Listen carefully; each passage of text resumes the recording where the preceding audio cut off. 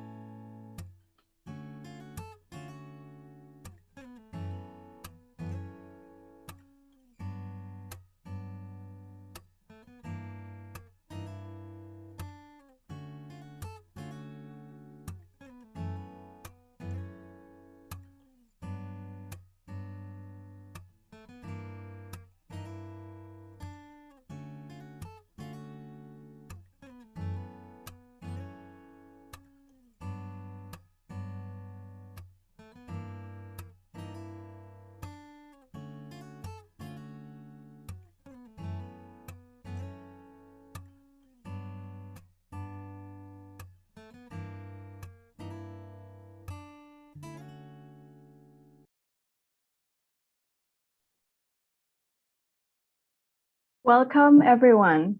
Thank you for joining us today for the virtual workshop titled Agroecology and Safe Food System Transitions for Green, Resilient, and Inclusive Recovery in the ASEAN region. My name is Put, and I will be your technical facilitator today. For assistance, please use the chat function to message anyone with the title Technical Facilitator in their name. Before we get started, I have a few technical notes to explain. If you would like to contribute a perspective, idea, or thought, please use the chat function. If you would like to ask a question, please use the Q&A button. You can find both of these features at the bottom of your Zoom window. We kindly invite you to rename yourself on Zoom using the following convention: first name, last name, and organization. Please note that this session will be recorded for documentation purposes, and we are also streaming live on YouTube to reach a larger audience. This session is also available in Khmer, Lao, and Vietnamese. The interpretation feature has already been activated and is available by clicking the interpretation button at the bottom of your screen, where you can select the language that you would like to hear. And for those of you who just joined us, welcome and thank you for attending today's workshop. I will now pass the floor to Ms. Hitomi Rankin. Hitomi, the floor is now yours. Thank you very much, Put, for this very important technical guidance. Good afternoon, Excellencies, government officials, stakeholders from research and education institutions, civil society, development partners, colleagues and speakers joining us today. A warm welcome to all of you on behalf of the organizing committee and partners for this event from the Agroecology and Safe Food System Transition Project team. My name is Hitomi Rankin. I'm an Environmental Affairs Officer with the Environment and Development Division of the Economic and Social Commission for Asia and the Pacific and one of the co-chairs of the organizing committee. We start the first day of our workshop with a reminder that we are meeting to focus attention on strategic interventions and initiatives at the national level. We want to understand also the key challenges and opportunities and recommendations also to promote transition. And thirdly, to support the development of guidelines for sustainable agricultural development. We look forward to hearing from our speakers and other contributions via the chat and Q&A. So without further words, I have the pleasure to invite Ibu Armida Salcia Alice Jabana, Under Secretary General of the United Nations and Executive Secretary of ESCAP, to deliver the opening and welcome address. Ibu Armida, may I invite you to please take the floor. Thank you very much, Hitomi. His Excellency Mr. Feng Sakon, Minister of Agriculture, Forestry and Fisheries of Cambodia, Mr. Jong Jin Kim, Assistant Director General and FAO, Regional Representative for Asia and the Pacific, distinguished government officials of ASEAN countries and ASEAN Secretariat, partners and stakeholders from the Agroecology and Safe Food System Transition or ASEAN project networks, Excellencies, ladies and gentlemen, I'm very pleased to welcome you to the virtual workshop on agroecology and safe food systems transitions for green, inclusive, and resilient recovery in the ASEAN region. The report of the United Nations Secretary General, Our Common Agenda, calls for a transformation of food systems. Risk of large-scale food insecurity can be averted by aligning health, climate equity, and the Sustainable Development Goals towards food systems that are sustainable, nutritious, and equitable at all levels. Promoting a transition to agroecology must be at the nexus of such a transformation, as it addresses biodiversity, climate and pollution, and waste equally.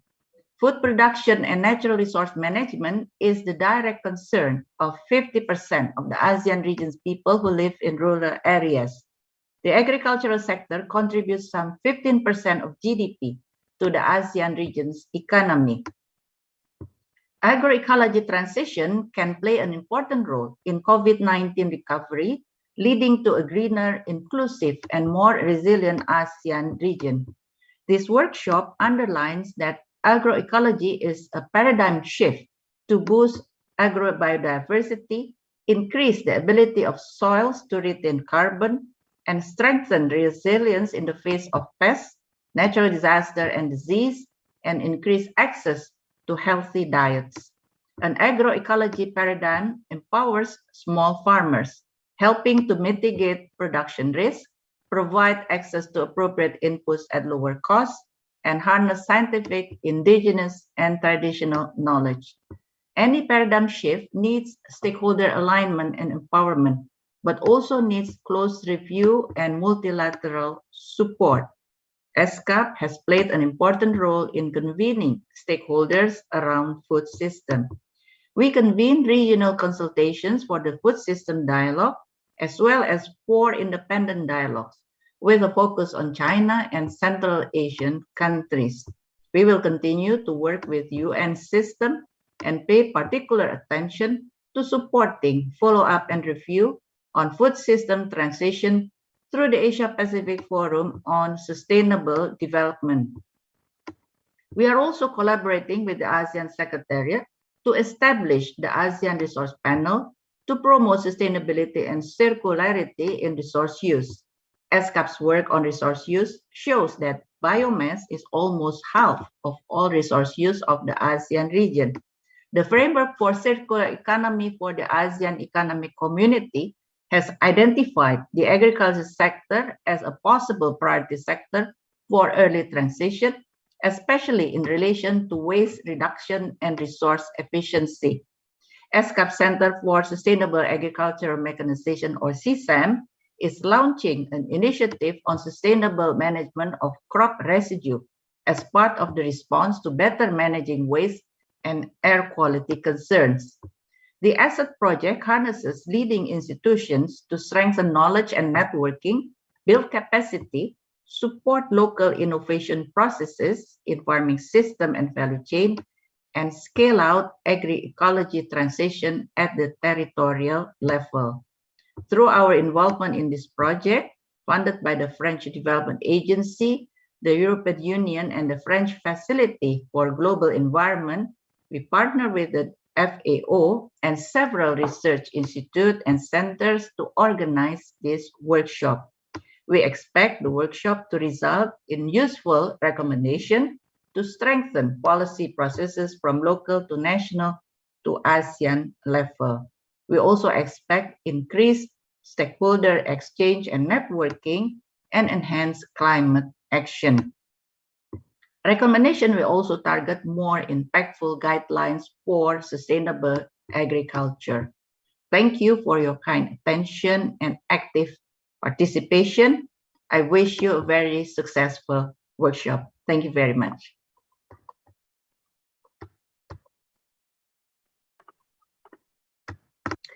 Thank you, Ibu Armida, for that very warm welcome.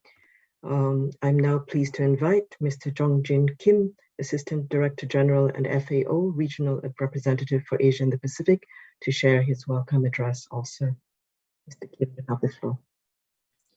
Thank you, Hitomi.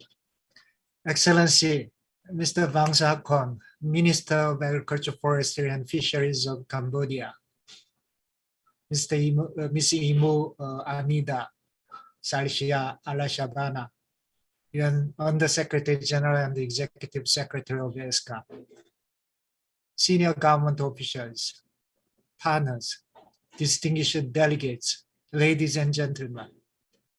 It is my great pleasure to take part in the opening of this virtual regional workshop. On behalf of FAO, I would like to thank our colleagues from ESCAP, the French Agriculture Research and Cooperation Organization, or CIRA, and the other ASEAN project partners for co-organizing together with us this very important regional event. In view of recent agreements arising from the UN Food System Summit, this is very timely and relevant to achieve sustainable food system and the SDGs, and particularly in regard to the ASEAN Comprehensive Recovery Framework and the Implementation Plan.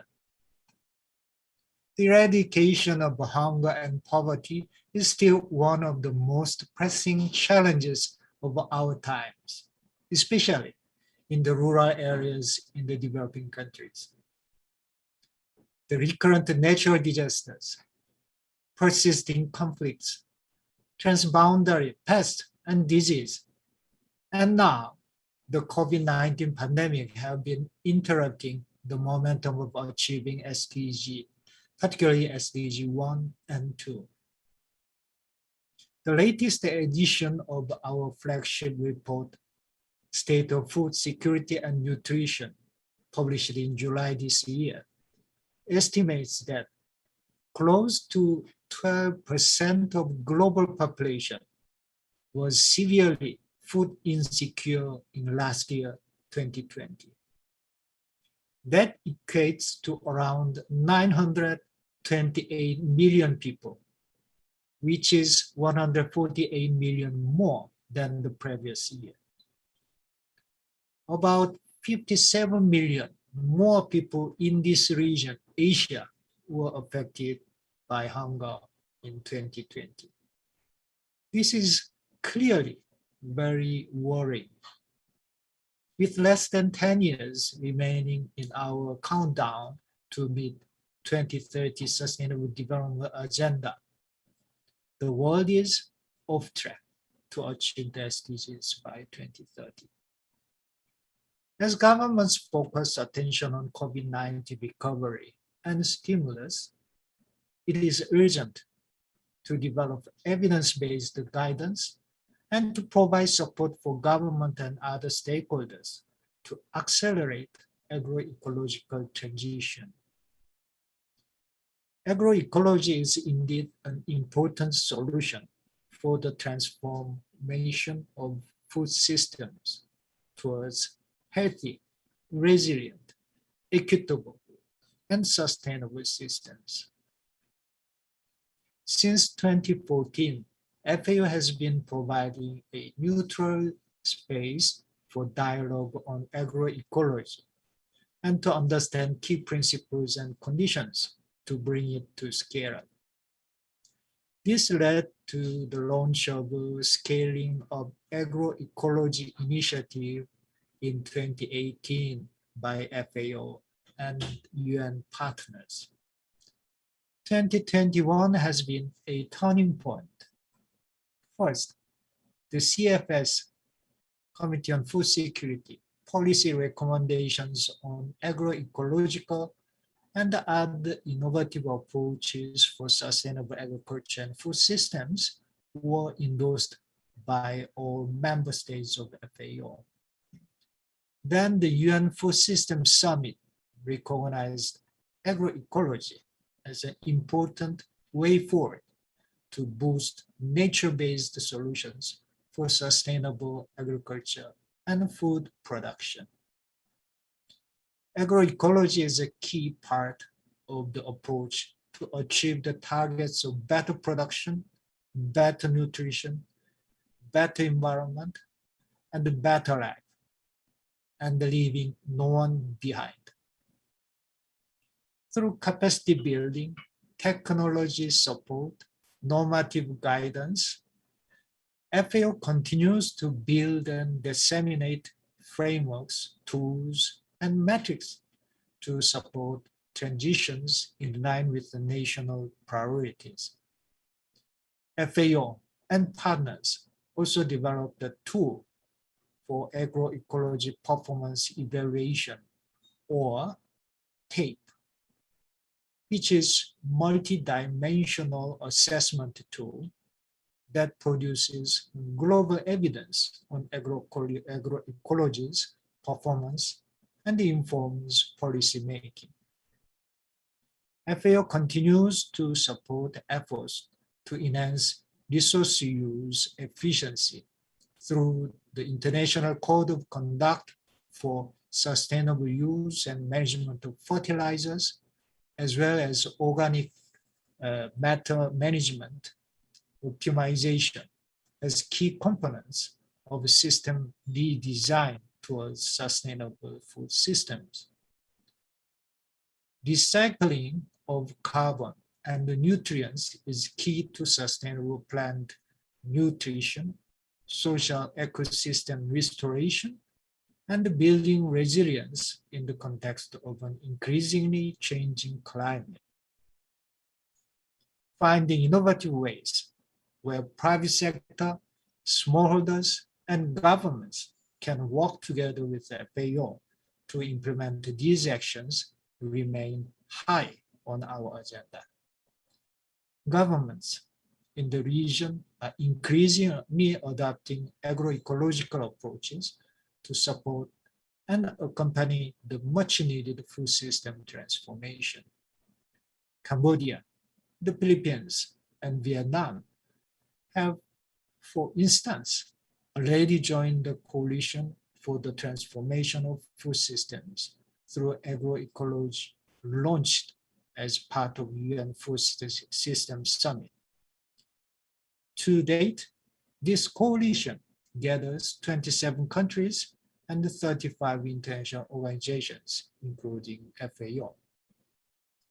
Ladies and gentlemen, many ongoing and upcoming initiatives will be presented and discussed throughout the 2 days of this regional workshop. This will contribute greatly to enrich the sustainable agriculture guidelines currently being developed by the ASEAN Secretariat. Through its participation to the ASEAN project, FAO is committed to continue supporting and facilitating policy dialogue and processes for scaling of agroecological and safe food system innovations across the region. I thank you very much for your attention, and I wish you a very fruitful workshop. Thank you very much.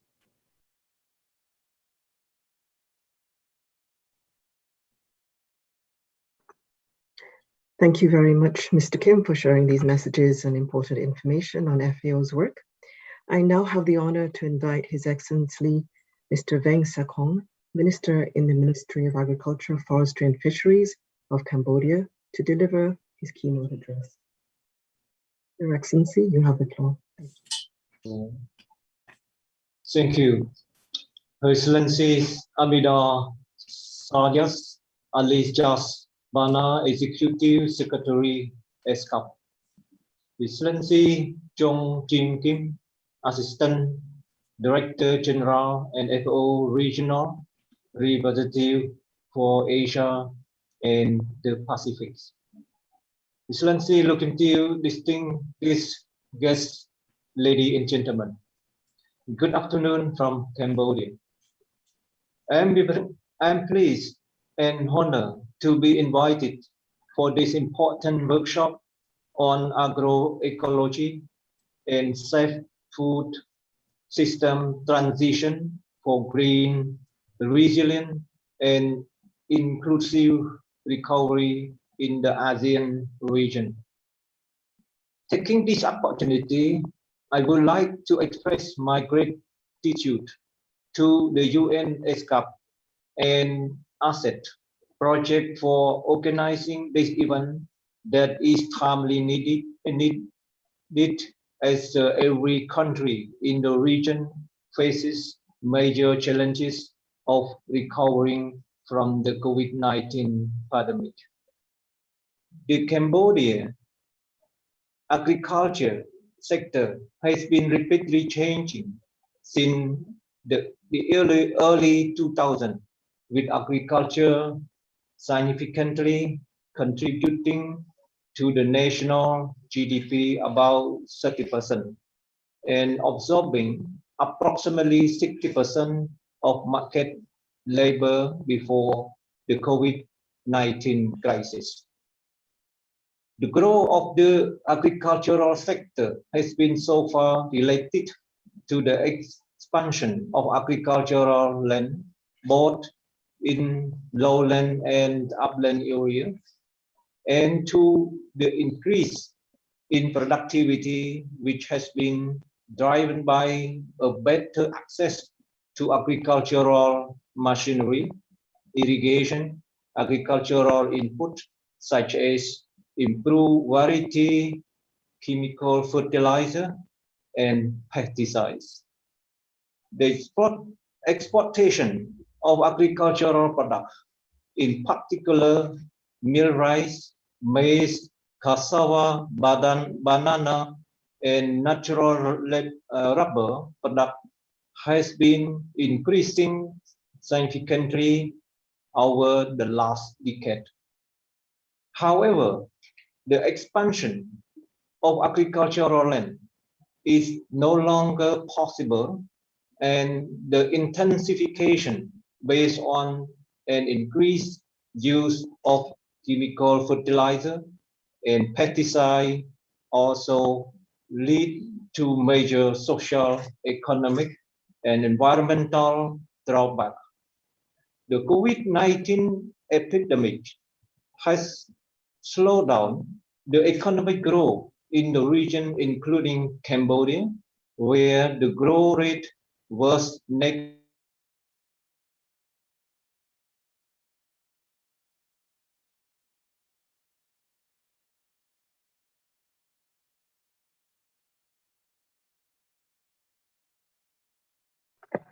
Okay, it seems that we have a technical issue.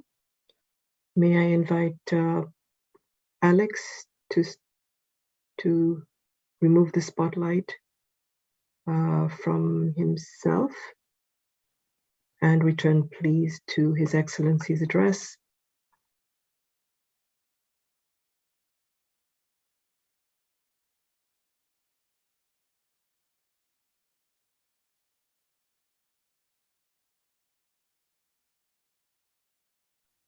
Okay. Your Excellency, I'm being notified that your camera has been turned off for some reason. Could you just let us know if you can still hear us?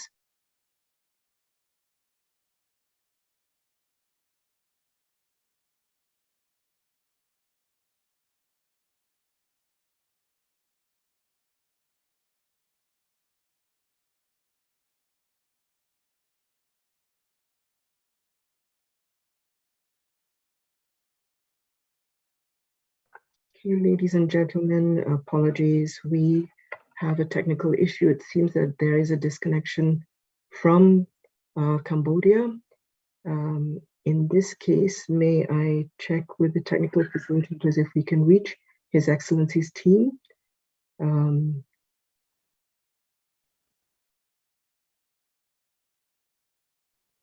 ladies and gentlemen, please give us a minute. Thank you.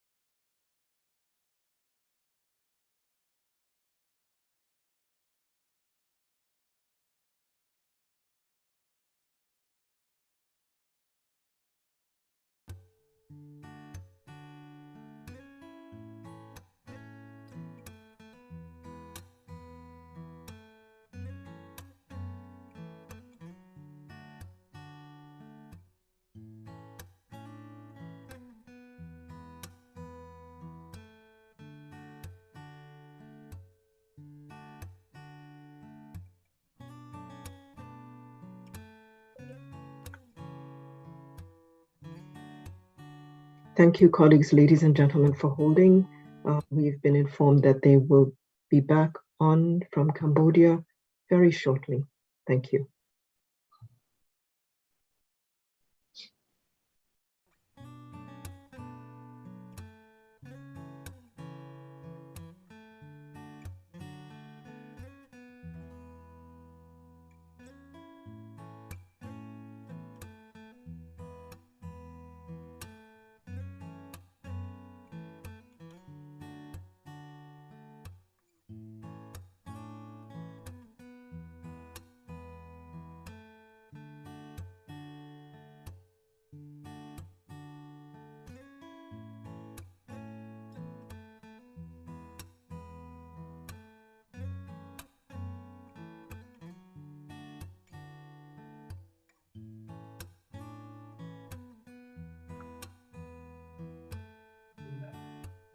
Your Excellency, I believe you are back online.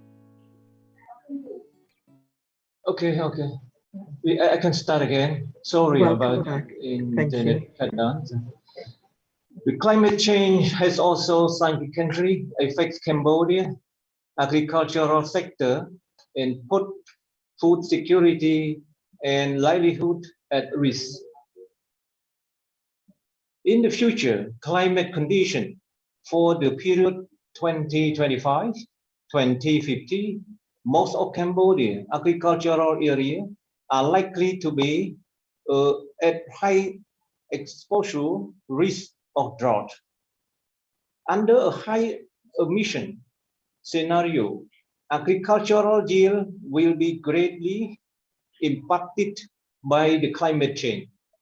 While sustainable losses from flooding 62%, drought 36% have already damaged the agriculture sector. Smallholder farmers are particularly vulnerable to this climate change risk given their dependence on rainfall and volatile crop yield, with single crop being at the particular high risk to crop failure.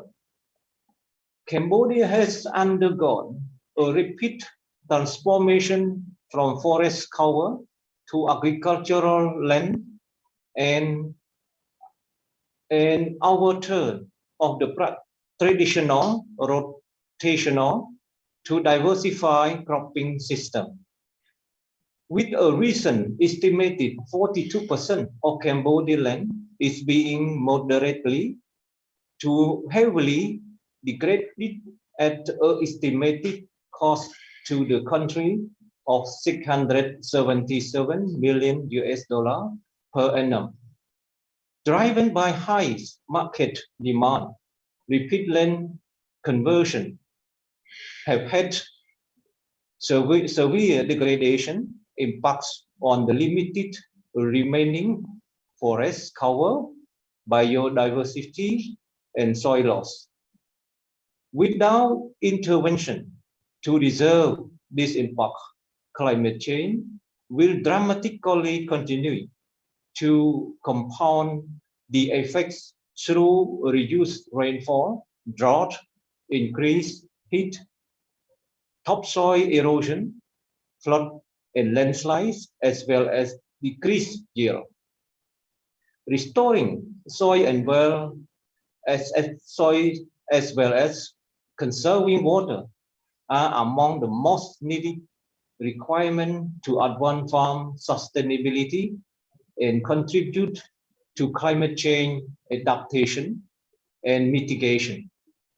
To meet future food need, it is imperative to transform agriculture to deliver food safety with innovative farming system and financial mechanism with an explicit emphasis on the wider set of environmental and social outcomes.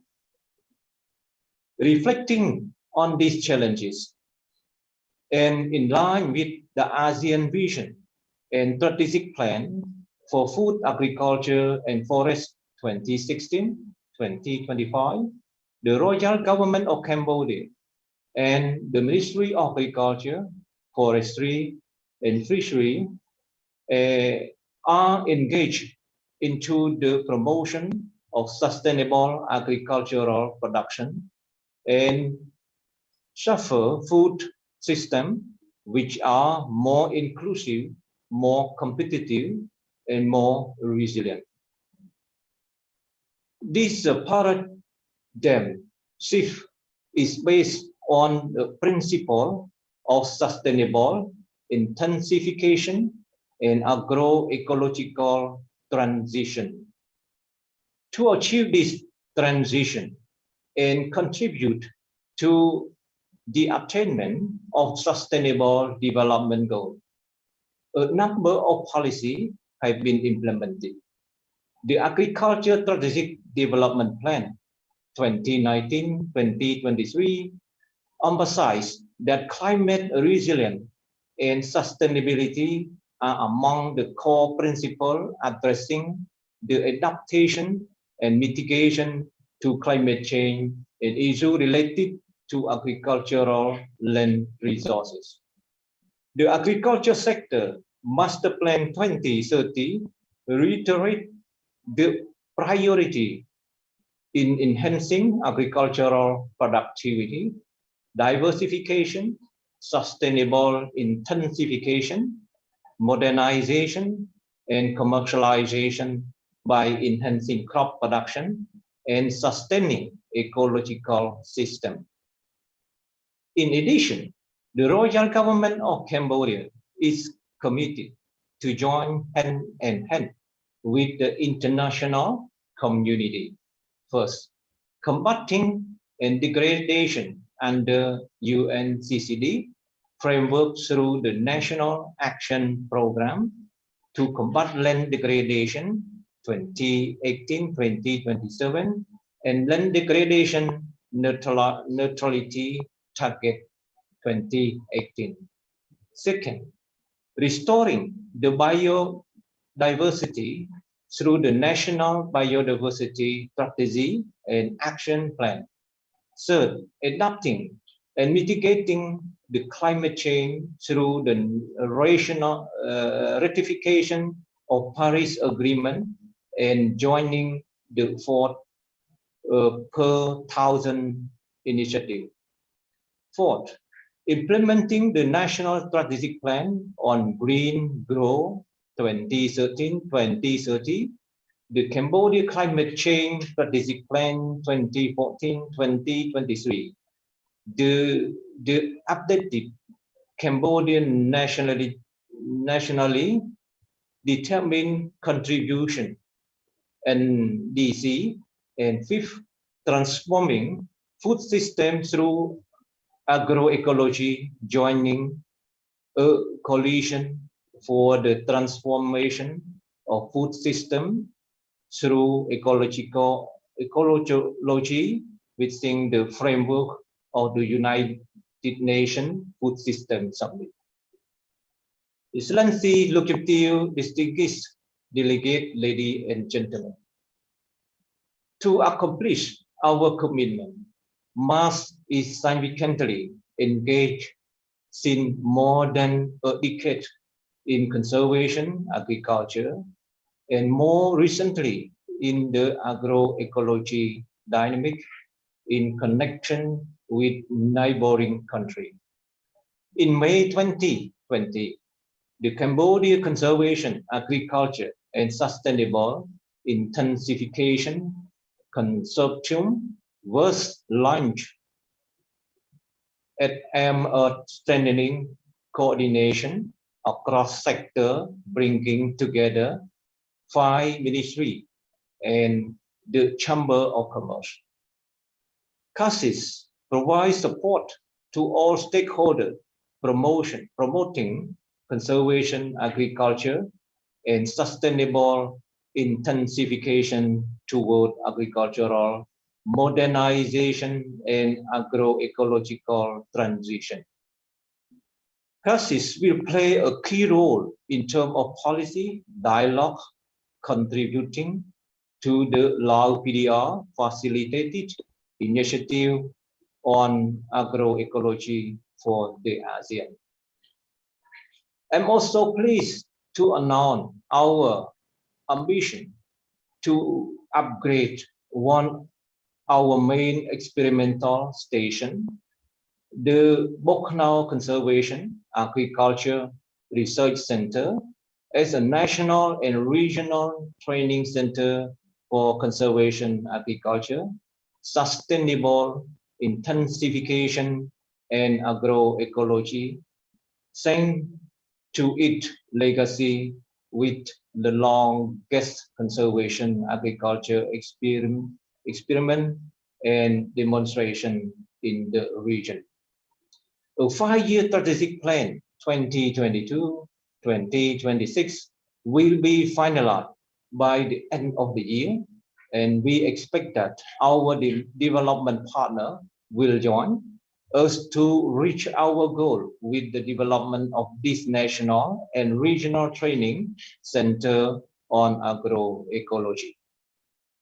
To foster the dissemination of agroecological and conservation agriculture practices, the Department of Extension for Agriculture, Forestry, and Fishery implement an extension model called Mudkasiko, mean friend of farmer, aiming at the engaging the private sector into transition to conservation agriculture and sustainable intensification and agroecology.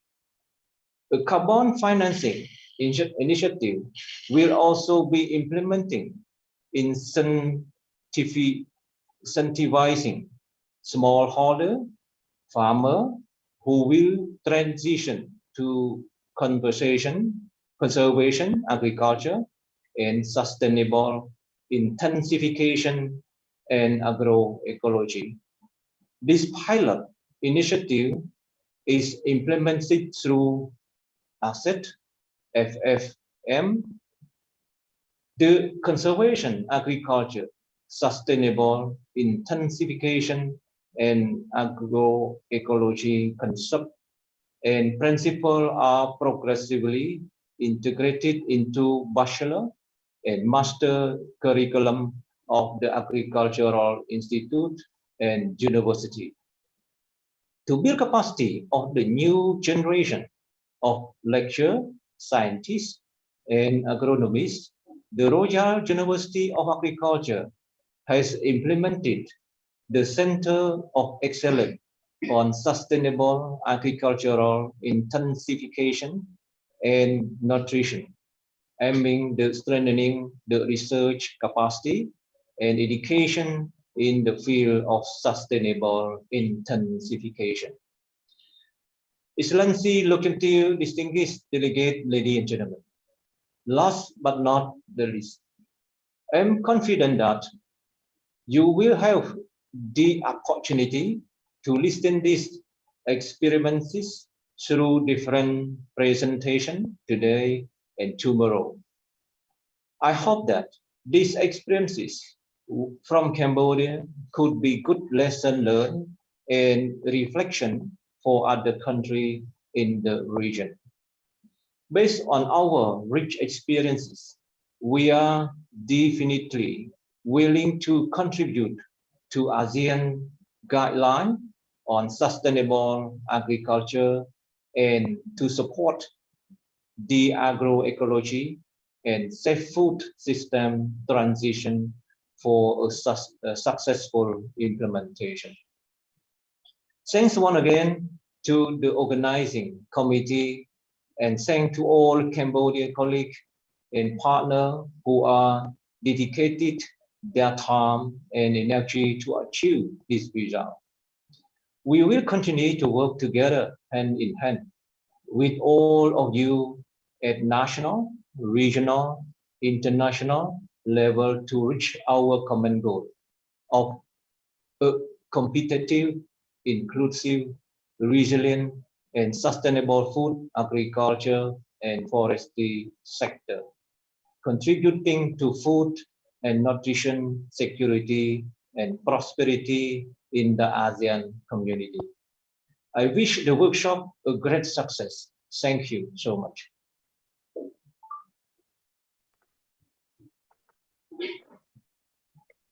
Thank you, Excellency, for these really important messages and for your persistence in staying with us for this session, and to all of our opening speakers for a really good start.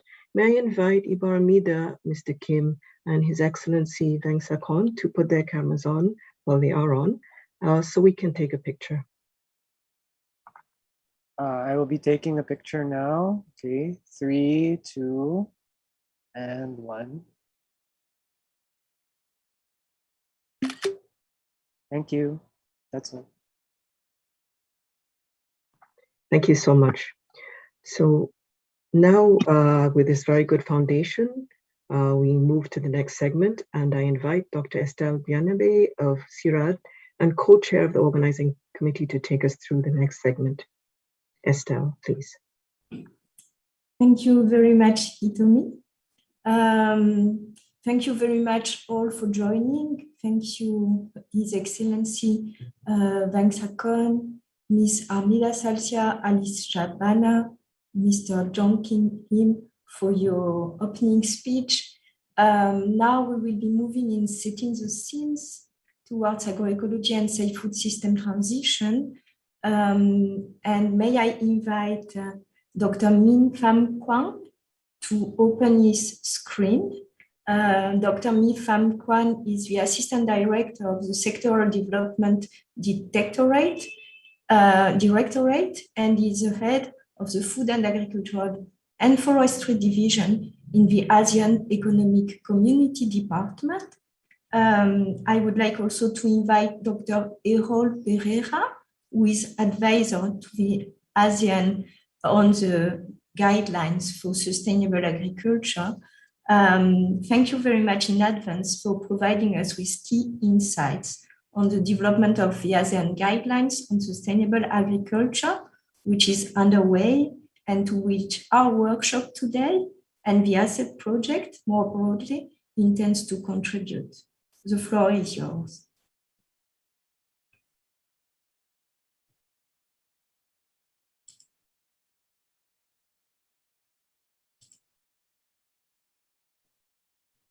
Thank you.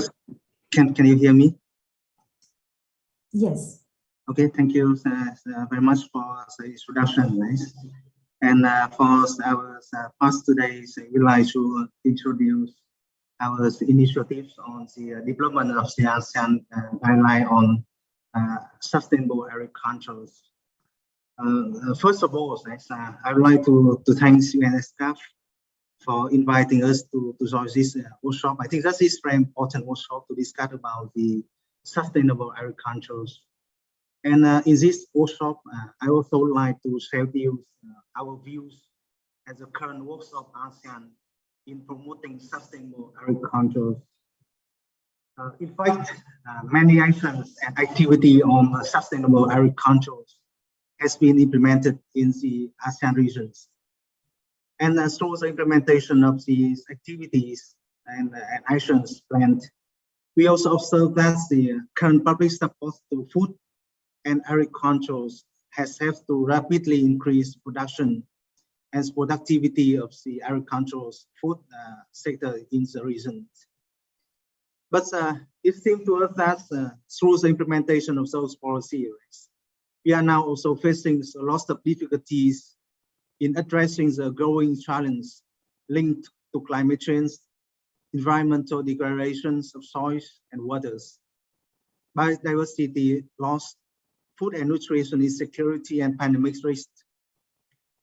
We also observe that in many cases, public policy and support exacerbate these risks in the region.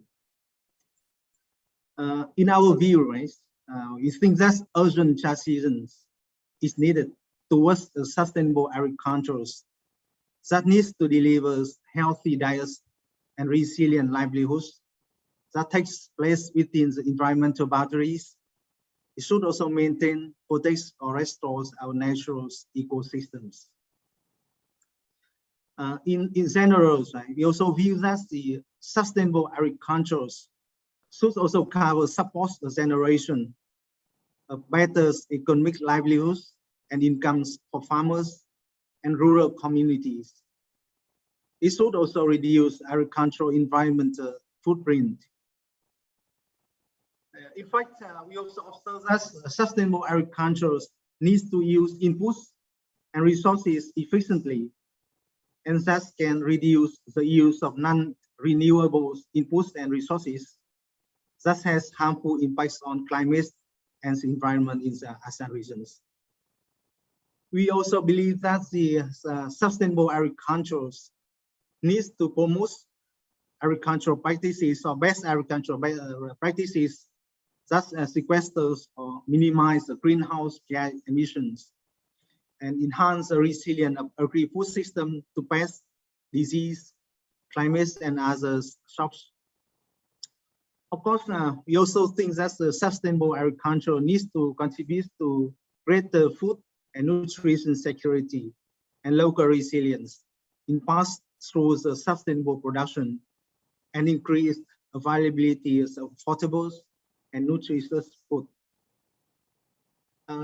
Through the developments and implementations of many policy and activities in the region since 2015, right? I just wish to introduce some policies that I believe that's very important for the sustainable agriculture, for promoting sustainable agriculture in our regions. One of the most important documents at this point in time is a vision and a strategic plan for ASEAN cooperation in food, agriculture, and forestry 2016 and 2025. This document was adopted by the ASEAN Minister on Agriculture and Forestry in 2015, and also give a lot of directions and policy guidance to the member state to promote the cooperation in agriculture and food in the period 2016 and 2025. The second important document that I also believe that we also need to, that's already introduced by the ASEAN, include is the ASEAN regional guidelines on food security and nutrition policy. Recently, in dealing with the impacts of the COVID-19, just in 2021, the ASEAN Minister on Agriculture and Forestry also released a statement of the minister in response to the outbreaks of COVID-19 to ensure food security, food safety, and nutrition in ASEAN region.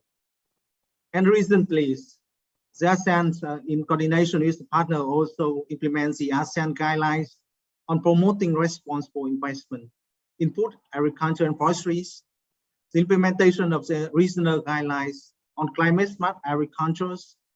And at this point in time, the minister also just adopts the ASEAN guidelines on promoting the use of digital technology in food, agriculture, and forestry. I believe that this also regional policy also plays an important role in order to promote the sustainable agriculture in the region. In fact, various platforms have been established to promote sustainable agriculture, such as the ASEAN Working Groups on Crops, the ASEAN Working Groups on Livestock, and the ASEAN Working Groups on Fishery.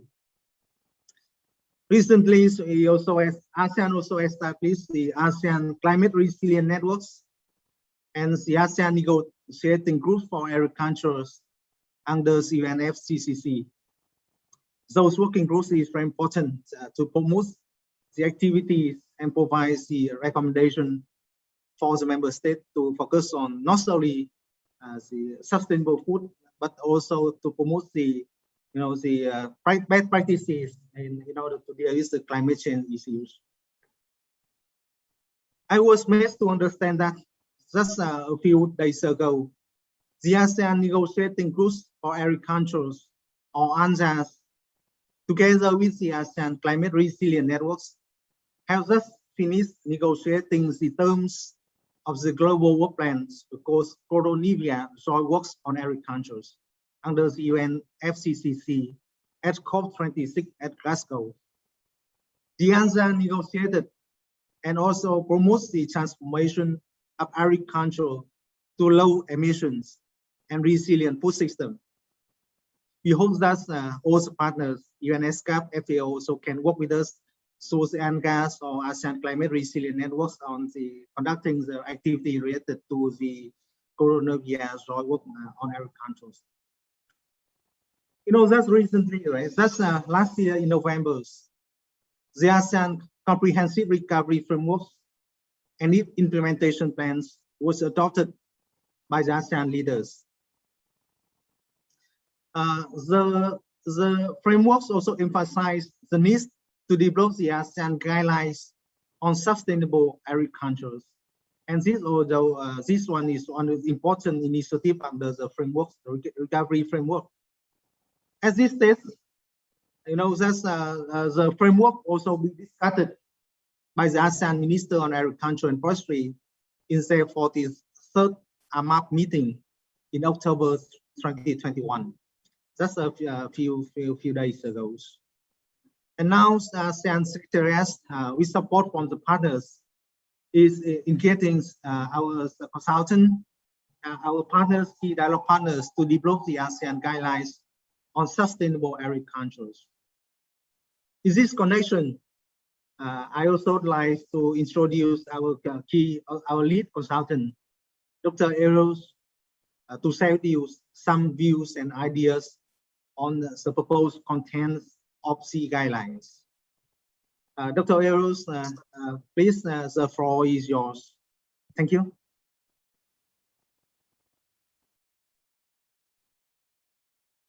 Okay. Good afternoon, Your Excellency and ladies and gentlemen. My name is Ero, and I'll try to basically just give a brief introduction to the to what Dr. Min has so eloquently said already. Basically, we are working on a set of sustainable guidelines. Now, this is a short summary, and I'll try to not take up too much of your time on it. And in fact, there are quite a few details are just brush over, but we'll be more than happy to discuss any of these points further on. Basically, as has been said in previous summaries as well, the last couple of years has actually exposed weaknesses in the food production systems in agriculture, aquaculture, animal husbandry, and the way we farm in ASEAN. Now, what we've been looking at is actually a set of guidelines that would be a real practical set of guidelines for ASEAN to work on. And if you look at sustainable farming is as described on that picture in front, divided into the economy, the community, and the environment, as every one of you well know. Then when we have this drive for more food production, the tendency is to go to more agricultural inputs to produce what is envisaged as more productivity. But as we'll go through with you, I think many of you already, because of your involvement with this area, you know all these items, but I'll just run through some of them. We're trying to reduce the reliance on the use of agrochemicals. As you know, ASEAN has really upped the use of its agrochemicals, and we're trying to reduce the reliance of the use of agrochemicals used in agriculture, aquaculture, and animal husbandry. And at the same time, in order to reduce that, you got to have practical steps to be able to have our farmers reduce that reliance and at the same time attain the productivity we need. So we are looking at developing the use of cost-effective valorized fertilizers and feeds from agriculture and food waste. I'm sure all of you know the environmental impact of and the amounts of agriculture and food waste we produce within ASEAN is a huge amount that actually is left to what do you call that? Have detrimental environmental impacts for us as well. So we are developing the use of more and encouraging the development of these cost-effective valorized fertilizers. We're enlarging and engaging the development of a much larger biological control agents industry, BCAs. Basically, a very good study was done, I think, in 2014 within ASEAN on this, and but due to various reasons, not much has come out of it, and basically we need to relook into this area again. We're trying to increase the competitiveness and value of ASEAN food products again.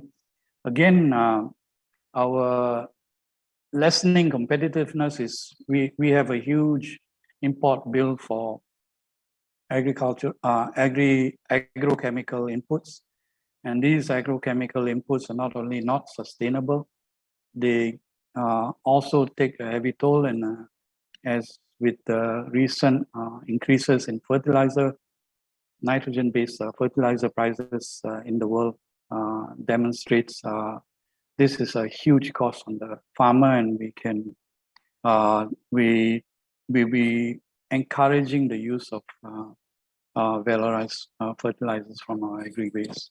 We also trying to engage with compliance with world standards now. We have quite a large export to the world in food products, and many of our export markets are tightening their standards. With their standards being tightened, we have to look at complying with these things. And compliance means several things I'll come to in just a second. But we're also trying to develop systems that provide more equitable sharing of the economy to farming communities, which you all will be again very well accustomed to.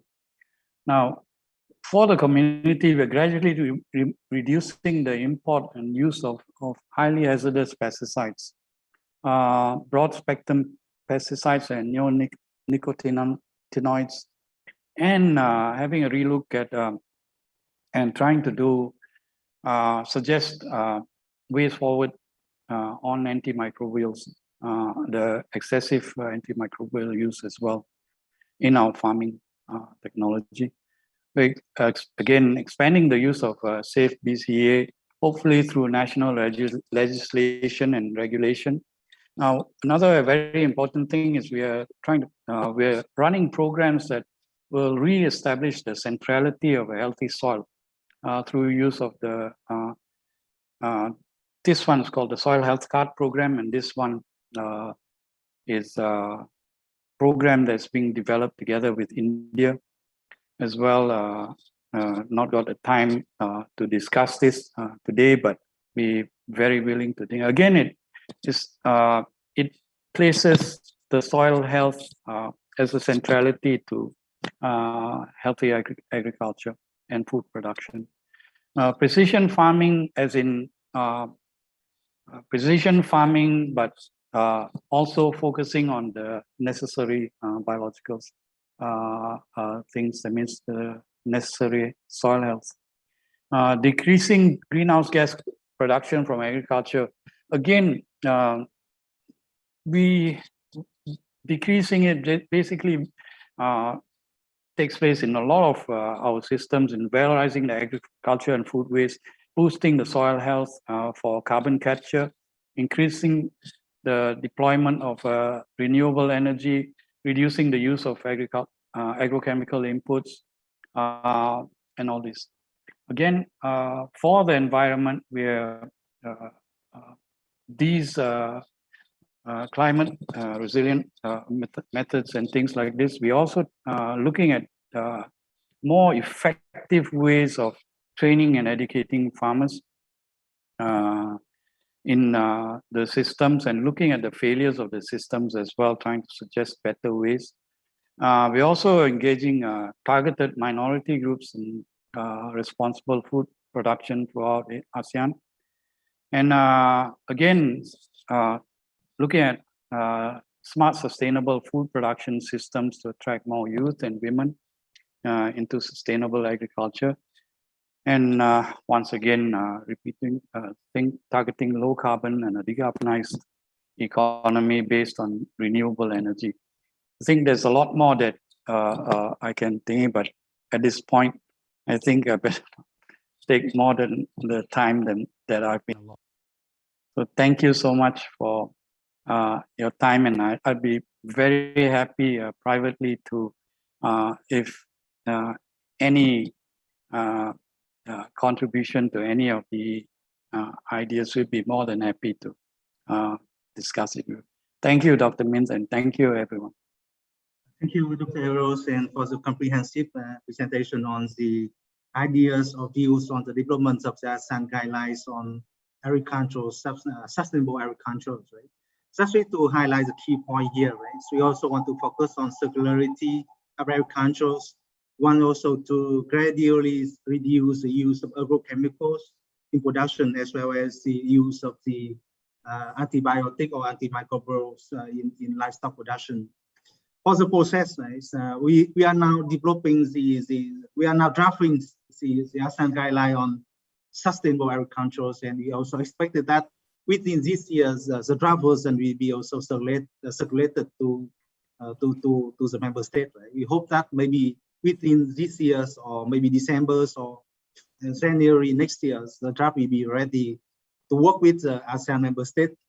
And we also we will submit this draft paper for the ASEAN technical working groups on agricultural research and developments. And then for the SOMA leaders, senior official meeting of ASEAN ministers for endorsement before going to the ASEAN ministers on agriculture and forestry, which will be organized tentatively in October next year, 2022, for adoption and implementation. At the same time, right, we also was developing some concept papers and project proposals, like Dr. Eros also mentioned. Right? We also want to reduce the use of practices of crop burnings, and we also want to improve the soil health in the region. And we are now developing several projects activities, and we also expected that our partners will also support us for the implementation of these projects. Of course, during the development of the ASEAN guidelines on the sustainable agriculture, we will also further discuss with the member state and our partners to identify the best practices, the key principles of the guidelines for the implementation. We want this is practical guidelines for implementation at the country levels and to bring the real benefits for the farmers and agricultural cooperative. So with that, our presentation also stop here, and we also very happy to respond any questions that also can be raised by our participants. Thank you, and back to you, Dr. Estes. Thank you so much for your very rich and comprehensive presentation, Dr. Min and Dr. Erol. Yeah, thank you so much for setting the scene on the ASEAN ambitions, the ASEAN framework, and also for providing a rich elements on the contents that you are working on drafting these guidelines. I would like now to turn to having the insight from different country representatives on their vision and the country strategies on how to move towards sustainable agriculture and food system.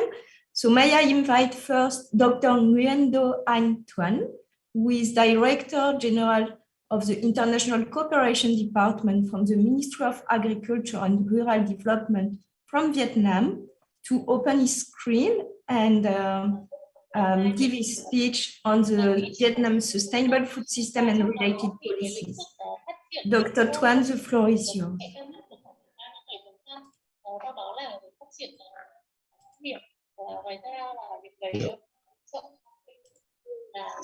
Xin cảm ơn. Kính thưa Ngài Vesakon, Bộ trưởng Bộ Nông lâm Campuchia. Kính thưa bà Amida, Tổng thư ký ESCAP. Kính thưa ông Jong Jin Kim, trưởng đại diện. His Excellency Mr. Vansakon, Minister of Ministry and Agriculture, Forestry and Fishery of Cambodia, Mr. Amidar, and Mr. Jong Jin Kim, ladies and gentlemen, and the strategies of the UN in the coming time. There are two main parts that in our strategies that we want to introduce two main things.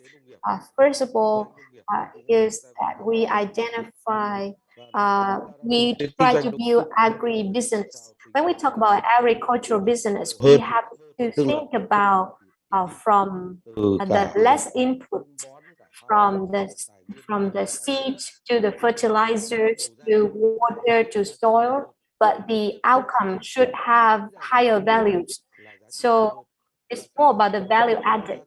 So the outcome value should be an integrated one with the social, the humanity one, with the landscape ones, with the environmental values in the agricultural products of Vietnam. That is the first part in our strategy orientations. The second thing is that we want to look forward to an agriculture that is based on, first of all, innovation. Secondly, on ensuring agroecology to go together with green growth in agriculture. Over the past years, we have participated actively in the UN Safe Food System event, and the UN put forward the 5 main stages in the food systems, from production to processing to distribution to consumption to management and reuse of agricultural byproducts. So all agricultural products must be connected with each other and must be headed toward the green growth. So we need the collaboration of different stakeholders, from small-scale agricultural product to the big-scale one, like smallholders, to the farmers, to the big producers. Next slide, please. In Vietnam at the moment, to manage the food system in Vietnam, it is highly related to different ministries. Here I mentioned 3 of them, the 3 main ones. First, the MART, the Ministry of Agriculture and Rural Development, who take care of the input into the production and processing stages, while the MOIT, the Ministry of Industry and Trade, is responsible for distribution, while the Ministry of Health is responsible mainly for consumption in agricultural products production.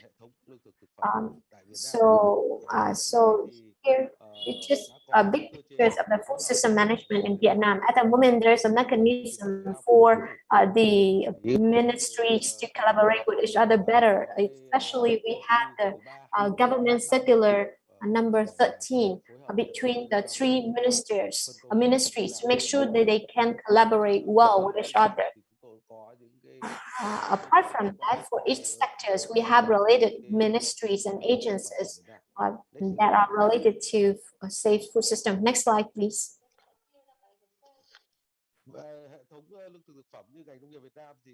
For the Vietnam food system, to sum up, I can say that the Vietnam food system plays a very important role in the national,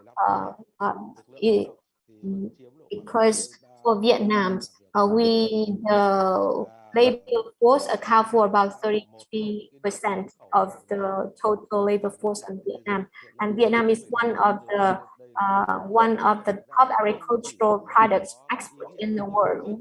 Vietnam now is ranked number 15 among agricultural product exporters. So you can see that we try to build a responsible agricultural production globally. Yeah, and we own about 1 month ago, our Prime Minister of Vietnam talked at the global event that we are committed to a responsible and transparent agricultural production and a sustainable one, so that it can be sustainable not only for Vietnam but also for the world. To achieve this, we need the collaboration of different stakeholders and the collaboration of different sides. For Vietnam's food system nowadays, with such strong transition, there have been a lot of big changes in markets, in climate change, in the consumers' habits. And we have we at the moment we can see the high vulnerability. So we think that there needs to be a good collaboration between different sites. Next slide, please, so that we can address this. Can you please go to the next slide, please? With such a strategy to develop a sustainable food system and sustainable agriculture, we put forward a strategy that which is multi-sectoral, multi-tier, and we are implementing this in Vietnam. For example, we have a agriculture restructure plan for year 2021 to 2025, or the National Target Program on Sustainable Poverty Reduction and Social Security for 2021-2025, or the One Commune, One Product Program, or the National Action Plan on Zero Hunger by 2025, the National Nutrition Strategy, or the National Strategy for Natural Disaster Prevention, Response, and Mitigation. Or we also have the National Strategy for Food Safety Assurance. And we also have the National Action Plan on Nutrition for period of 2011 to 2020, with the vision to year 2030, to implement, next slide please, to implement the Sustainable Agriculture Development Strategy in the coming time, to implement our commitment to the global community, especially in the food system. We committed to be transparent, responsible, and transparent in all our practices. This is our initiative in establishing the Food Innovation Hub in Vietnam. At the moment, Vietnam is working closely with the World Economic Forum to implement and establish this Food Innovation Hub. At the moment, we are in the designing phase. We hope that we can build a hub that is tailor-made, more suitable for Vietnamese context. We will call for the participation of international stakeholders, international partners, local partners, national partners, so that we can build and develop ecological, transparent, and sustainable food systems.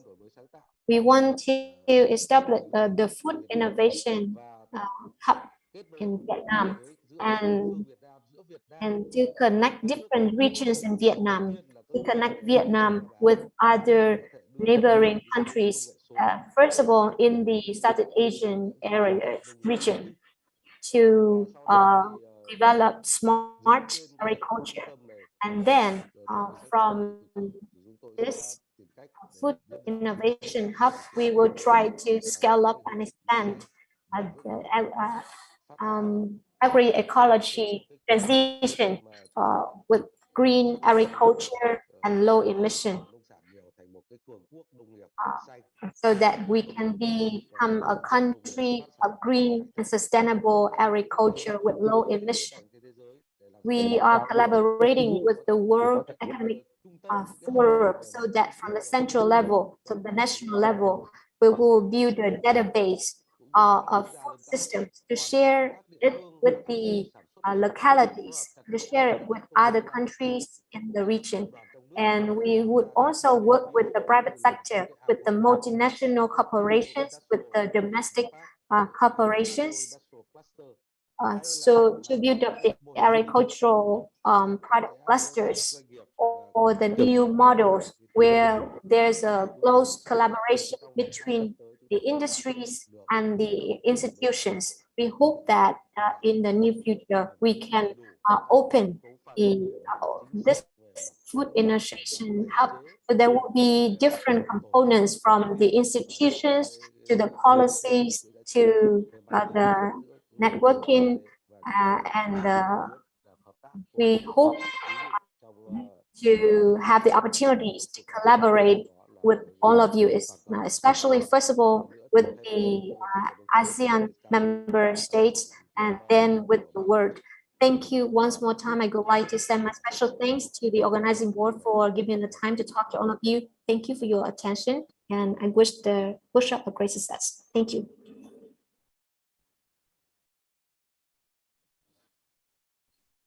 Thank you very much, Dr. Tuan, for this very interesting address and very clear strategy and proposed pathway to build upon existing country policies in a multi-sectoral, multi-tier approach, and also for pointing out that specific will and commitment to develop a food innovation hubs.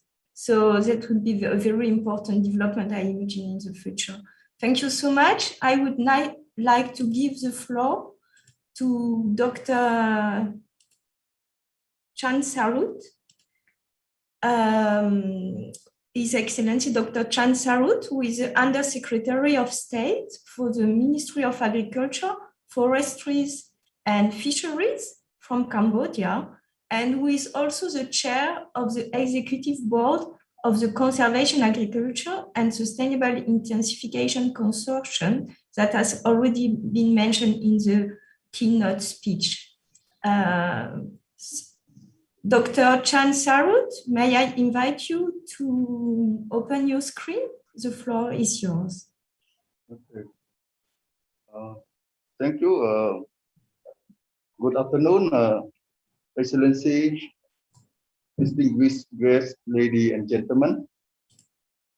So I'm pleased to share with you in this regional workshop on Cambodia Conservation, Agriculture and Sustainable Implementation Consortium. So next slide, please. Next slide, please. About the agriculture in Cambodia. So the Cambodia agriculture is a key driver for economic development. So achieving a sustainable agricultural growth at 5% per annum aim to achieve the Royal Government of Cambodia objective for food security, poverty reduction, and increased climate resilience. Next slide, please. However, Cambodia also still face several challenges in agricultural sector, as well as on soil erosion. As you may know that because of the climate change, there are also several negative impact on the agricultural production. That's why there is a need for Cambodian agriculture sector to transform itself from increased production through land expansion with unsustainable use of land resources toward sustainable intensification. Next slide, please. And you can see that there are a lot of the challenges that we face as the annual, by the estimation that annual cost of the land degradation is estimated at about the 677 million or of US dollar or 3% of the country GDP. And conventional tillage practice may increase soil loss by 30 times more than conservation agriculture practice on 5% slope. And soil erosion result in losses of carbon stock about the 870 kg per hectare, and nitrogen 90 kg per hectare, phosphorus about 0.42 kg per hectare, and K about the 10 kg per hectare. Next slide, please. Because of the several concern that we face on the agricultural production, that is why we try to look for the appropriate sustainable agriculture for our country as well. So we also would like to thank to the CIRAT that who with the support from the RLA who introduced the conservation agriculture in Cambodia. As you may be aware that about the conservation agriculture is based on the three principles. The first, minimize use of tillage or zero tillage. The second one, the cover crop, and the third one, the crop rotation. There are several benefits from that: the soil restoration, soil carbon accumulation, water infiltration and retention, and efficiency and profit. Next slide, please. Okay, good. So we try to introduce different kind of the sustainable application for the development of the adaptable management practice on conservation agriculture and sustainable irrigation. So we has several application and also apply from the rubber, maize, paddy, and the crop as well since 2004. So we still we have and observe that there are a lot of benefits from the conservation agriculture and sustainable implementation in our country. Next slide, please. So that is why that we need to establish Cambodia Conservation Agriculture and Sustainable Implementation Consortium. So we just the shortcut we use the word the classic. So as I already mentioned that we thankful the CIRAT with the support from the AFD who introduced conservation agriculture activity in Cambodia since 2004. And we still that, however, we have a lot of the activity on research and the demonstration. However, it's the lack of the participants from the private sector and other stakeholders in the field of agriculture, conservation agriculture. So that is why we try to find a way how we could scale up and try to get more the stakeholder to involve with this approach, and that's why we need to establish the Cambodian Conservation Agriculture Sustainable Incentivization in Cambodia in order to work together on addressing the issue in order to make conservation agriculture and sustainable incentivization more accessible to farmers through the market actor offer the service. Next slide, please. So you can see that we have the three layers. The first one that we call the Ministry of Agriculture, Forestry and Fishery is the decision and making level. And then we have the second layer we call the management level, the Castic Steering Committee. It consists of the line ministry from the Ministry of Interior, Ministry of Environment, Ministry of Water Resources, and Ministry of Women Affairs, and we also have the private sector representative that the Cambodia Chamber of Commerce as well, joining a board on the as a steering committee.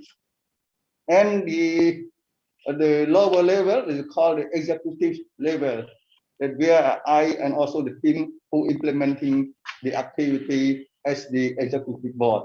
And we have several line department and also with the private sector as well as with the development partner who join with us. With the support from the CASIC Secretariat, we are implementing the several activity, and we also have the 4 subcommittee. We call the knowledge management, coordination and networking, promotion, research, and for development. And we also have the technical referent that who come to support and provide us some the appropriate technology that we could be able to apply in our country as well. And we also have several development partner who also want to join and cooperate with us for introducing the conservation agriculture and sustainable implementation and agroecology transformation in our country as well. Next slide, please. And you can see that from the 2004 until the 2018, that the several number of the farmer or stakeholder who apply the conservation agriculture fully or partly is still remaining low. However, when we establish the conservation agriculture, the conservation agriculture sustainable application consortium, so in the mid of 2019, we see that the figure of the stakeholder who apply the conservation agriculture and intensification of the sustainable implementation, there's still a lot of progress from that. So it means that because of the CASIC, or we call the consortium, we try to bring all the different stakeholders from the public, from the private, from the community, and we come to work together, and also we can find the way, demand and the supply, who's sometimes we could not meet between the demand or supply when we introduce, but sometimes the farmer look for any other support, the service who can provide the support. There's still a lack. That is why we try to introduce this, and we try to bring all of the different stakeholders to have a chance to meet under our coordination and assistance. And also we try to find a way that when they also have several challenges, we also try to coordinate with our partner to find a way how we could provide a response on time. This is the advantage of the conservation agriculture and intensification, sustainable implementation consortium, or we call the CASIC, that to provide, to respond. And it is very important that we're not the one who introduce this approach, but we just call that this the bottom-up approach, because we try to encourage different the implementer to meet and to work together. So we could say that we have several activity at the ground, but some different organizations, they work differently and they did not have a chance to work together. It is the advantage of the CASIC that we bring all of the different implementer to meet and to work together and to support each other. Next slide, please. And recently, we also set up the Medgasiko is called the Friend of the Farmer.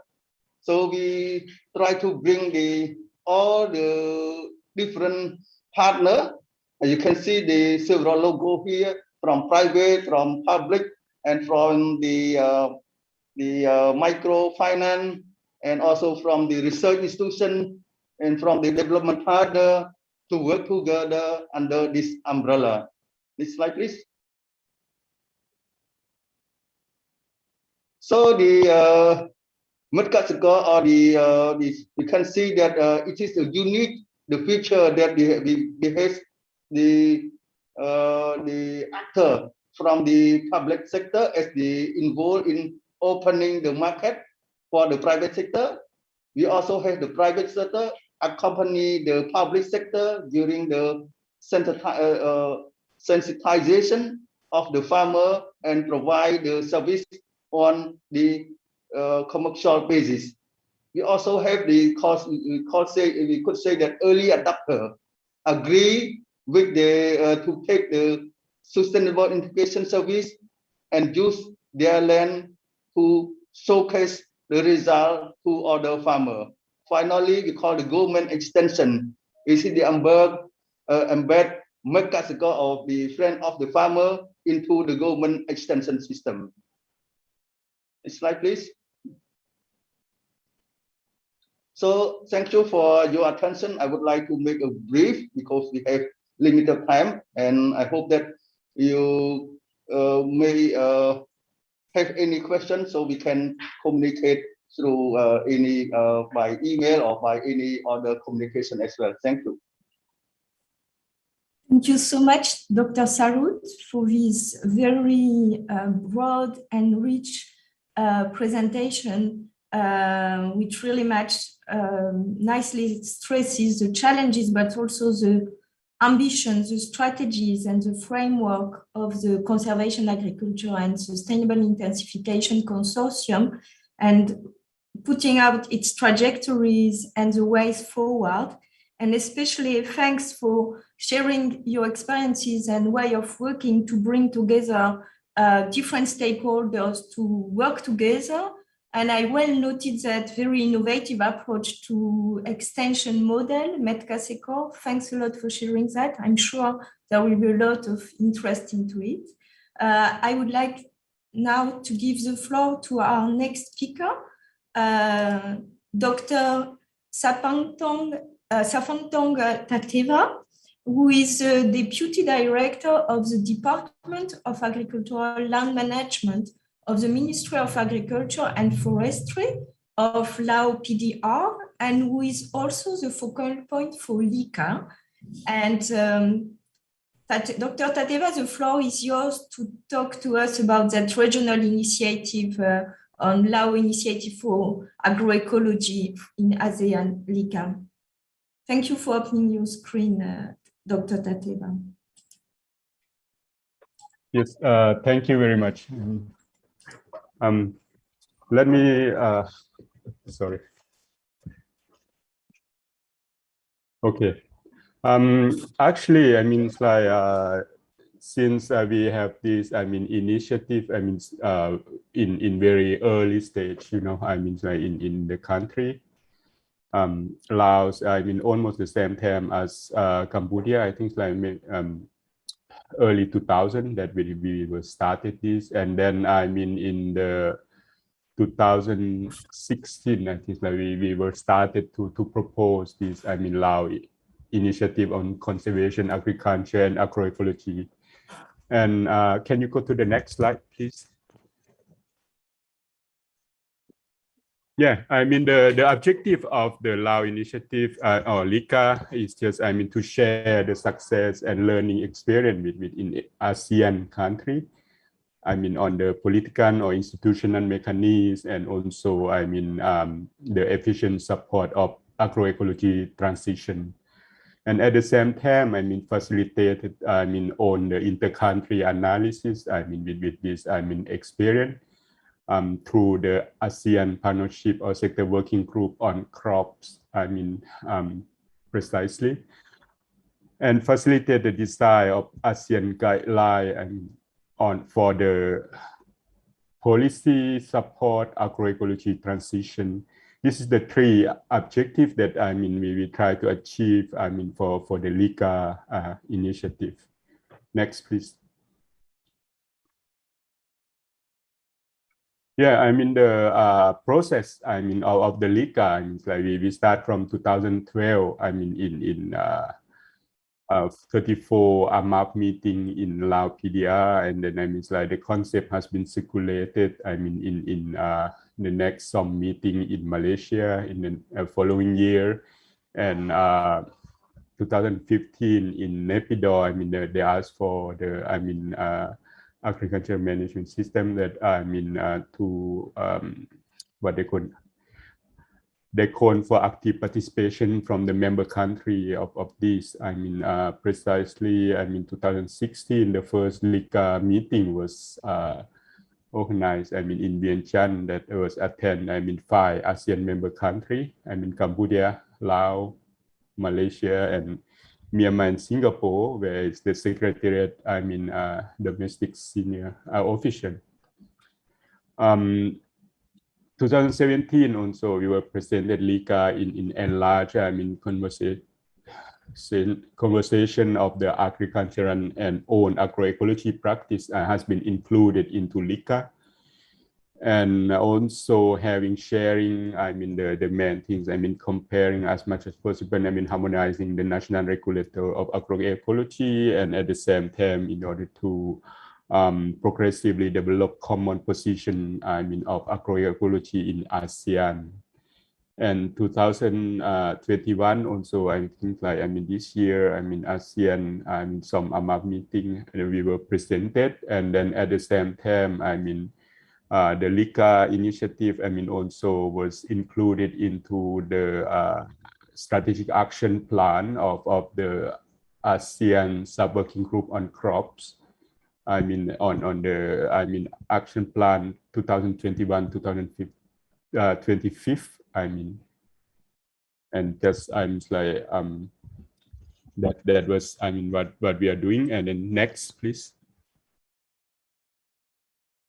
Okay, I mean, the focus of the LICA was, I mean, the member state, I mean, to nominate the focal point, and now I think like nearly 9 countries has been nominated. I mean, we're still waiting for the rest of the I mean, ASEAN member country to appoint it, and then, I mean, after that we will, I mean, like link with the strategic plan of action of the, I mean, sub-working group on crops, or I mean 21-25 that, I mean, has LICA on the pipeline, and also facilitate the country LICA, I mean, focal point, I mean, to have the, I mean, what we call selected best practice, I mean, like, I mean, what Cambodia has been present, or what Vietnam has been present, I mean, this own can be a kind of, I mean, practice that can be what we call a joint effort, and then exchange, and then learn from each other, I mean, in terms of agroecology and support of each ASEAN country,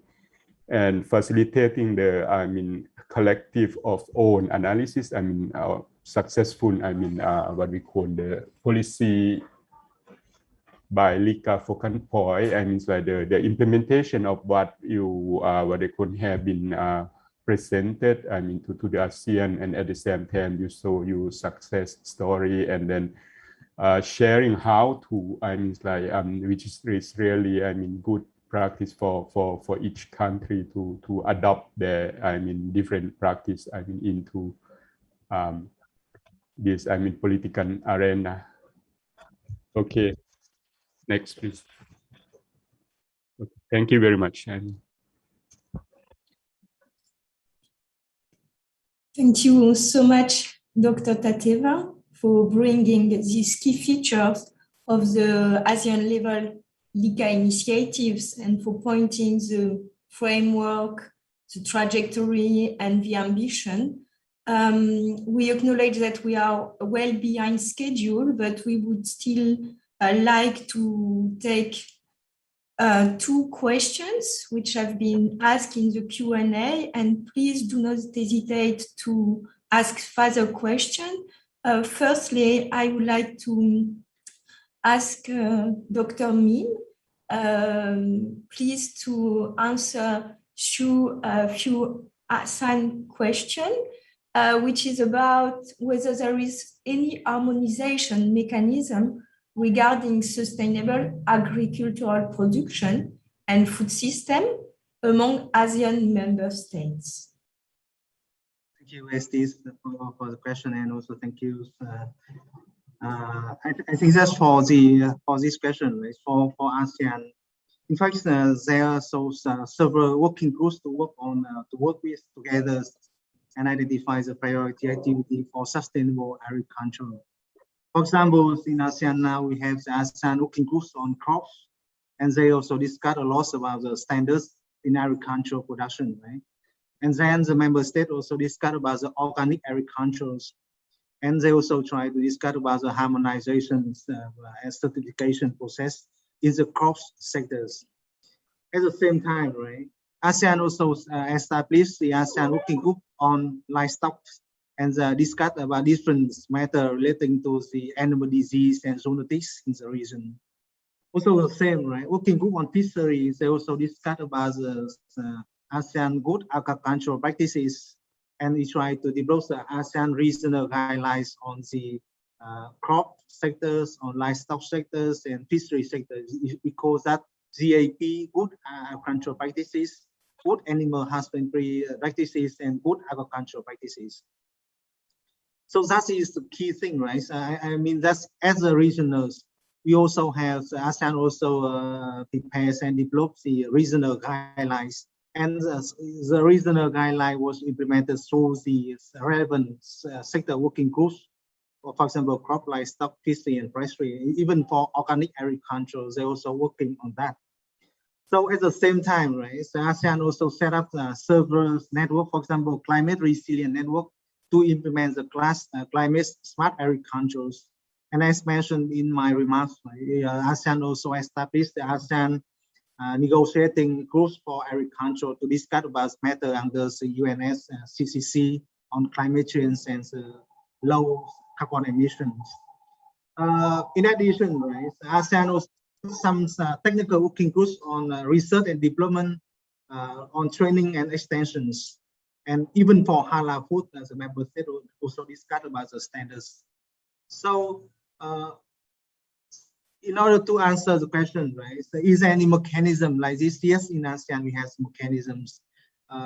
Regional guidelines has been developed. For example, regional guidelines on promoting responsible investment, regional guidelines on food security and nutrition policies, or even regional guidelines on the use of the digital technology has been introduced. And we try to harmonize the regional policy with the country or with a national policy. In other words, right, we try to align the national policy with the regional guidelines. So the mechanism already there with ASEAN, and it's coming time, right? We try, because the ASEAN guidelines on sustainable agriculture will be developed for the implementation within next years. So together with the relevant working groups that I already mentioned, right, we will try to identify the priority for the sustainable and circular agriculture for the implementation in the year 2022. So we also appreciate the support from our partners, from development partners, FAOs, ESCAP, and other organizations to support us on the implementation of the ASEAN guidelines on sustainable agriculture. I believe that I can address your question. Thank you. Thank you so much, Dr. Min. Another question now for Dr. Tuan from Vietnam. Somebody from CLIC from Laos is asking who will be leading the food innovation hub creation and maintaining the system, given that you said that there will be different from institute or government agency.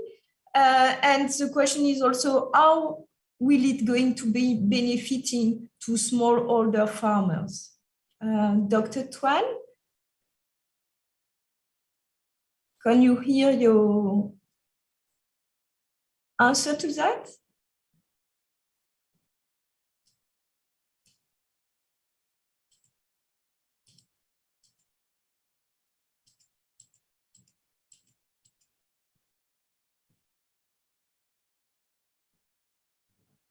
Dr. Tuan from ICT Mod Vietnam? Well, I don't see Dr. Tuan with us anymore. You're muted, Dr. Tuan. Maybe we've got another question for you, Dr. Min, asked by Pham Bang Hoi.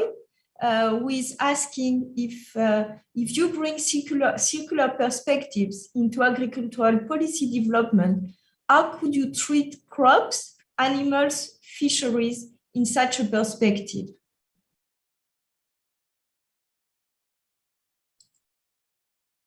You're muted, Dr. Min. Thank you. Can you hear me now, right? You can hear me now, right? Because I think that this question is very interesting question, right? And in fact, at this point in time, right, if you look at the definition of agriculture in ASEAN region, right, it's also cover crop, livestock, and fishery. For the circularity, right, we also think that's because that one is a key part of the guideline, right? We focus on circular agriculture, and for crop sector, for example, we try to reduce the burning practices by developing some projects, right? Because at this point in time, the ideas we still developing the ideas on crop sector, right? But we already has in mind one project proposal regarding to the crop burning. So we try to use the rice straw, right? At this point in time, ASEC also work with our partners to focus on the rice straw, because we also want to use technologies, and we want to also reduce the burning practices from the straw price, right? And then develop the straw price to the others alternative. For example, from the straw, we also can use a fertilizer, right? You can make fertilizer from the straw. We also can make the alternative for the plastic packagings, and we also can use it as a pearls. So there are a lot of things in the crop sector we are thinking now, and together with the working group on crops led by Thailand, we are now developing, we will develop the concept proposal on the crop burnings, and we also discuss with the member state on that. On the livestock sector, right? I believe that's Vietnam also taking the list to develop a strategy 2020 to 2021, 2030 on the biogas, and then we also want to work with the different partners, right, to implement the strategy on bioenergies and biomass from the livestock production. There is no activity at this point for fishery, right? But we also try to see what will be the key activity for fishery sectors. That we also want to, you can promote the circularity in the region. Perhaps Dr. Ero also can support me, right, to highlight some key points that you want to promote the circularities in the crop, in the livestock and the agricultural sector. But maybe crops and livestock I already mentioned. Maybe for agriculture, Dr. Eros, do you have any view on that? Dr. Errol, thanks very much for joining. Please be very short, as we are running very late, and unfortunately we won't be able to address any other questions. So yes, the floor is yours, but thanks very much, as we really need to move on. Only focus on agriculture, Dr. Errol. Okay, thank you very much again. Be as short as I can. Basically, for circularity within agriculture, we normally, again, the entire thing about circularity is bringing waste products that we have produced from many of our agricultural industries back into play, into both agriculture, aquaculture, animal husbandry. And aquaculture is similar to the fisheries as well. We produce huge amounts of waste from the processing as well. And all these things are, we talked about valorizing waste earlier on. All these things are all the potential inputs. We've actually already got many systems that actually valorize these inputs. So either as feeds or fertilizers and things into these systems.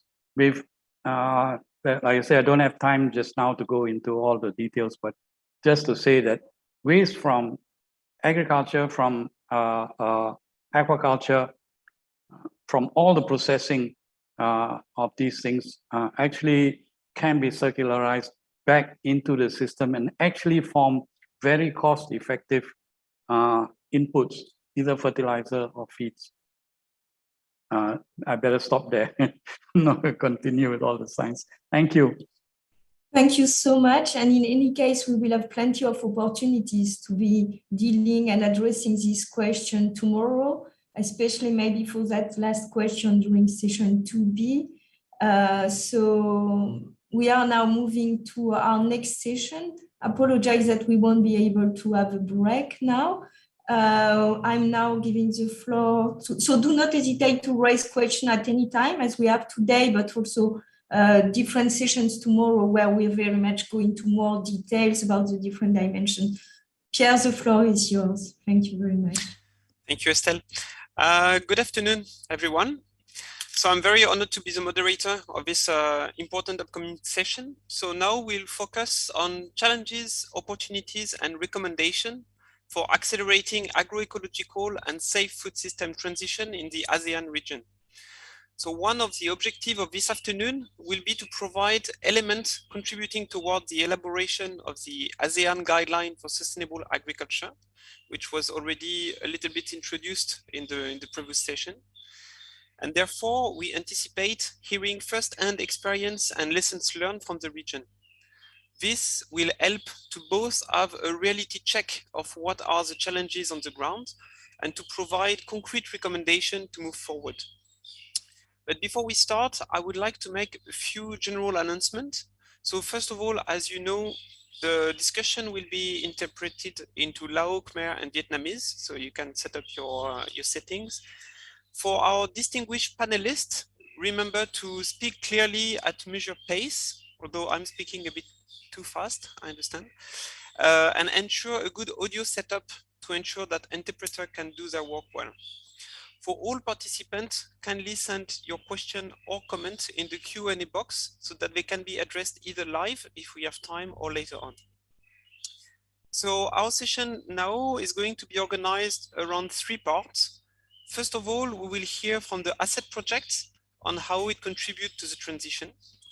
Then we will have a panel discussion with 7 distinguished experts. And finally, we will have the contribution from representatives of development partners who are critical stakeholders to accompany the agroecological transition.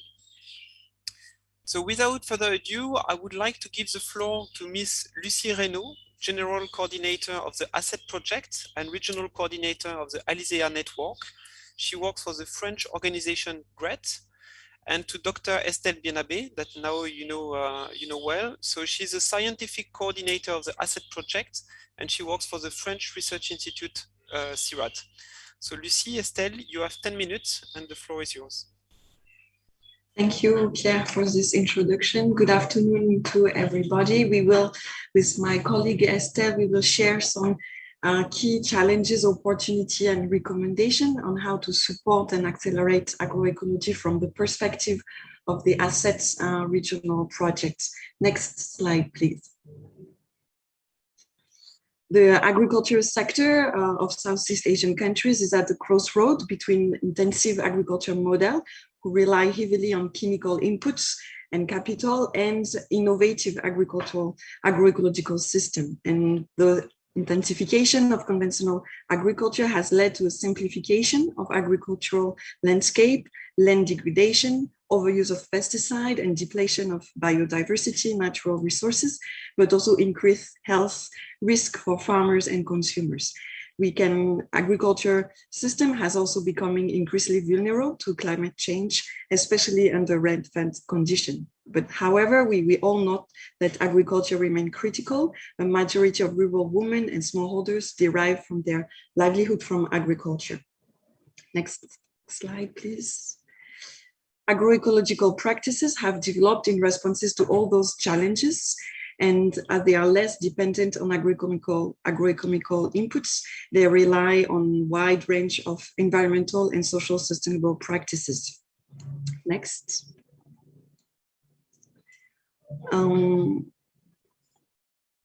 In Southeast Asia, there are many initiatives and diversity of experience that have been that are ongoing and developed in the field, which are contributing to agroecological transition.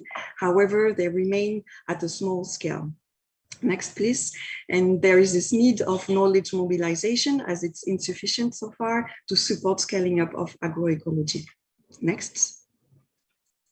In addition, food safety is a rising concern, especially related to high pesticide residue and contamination of soil and water.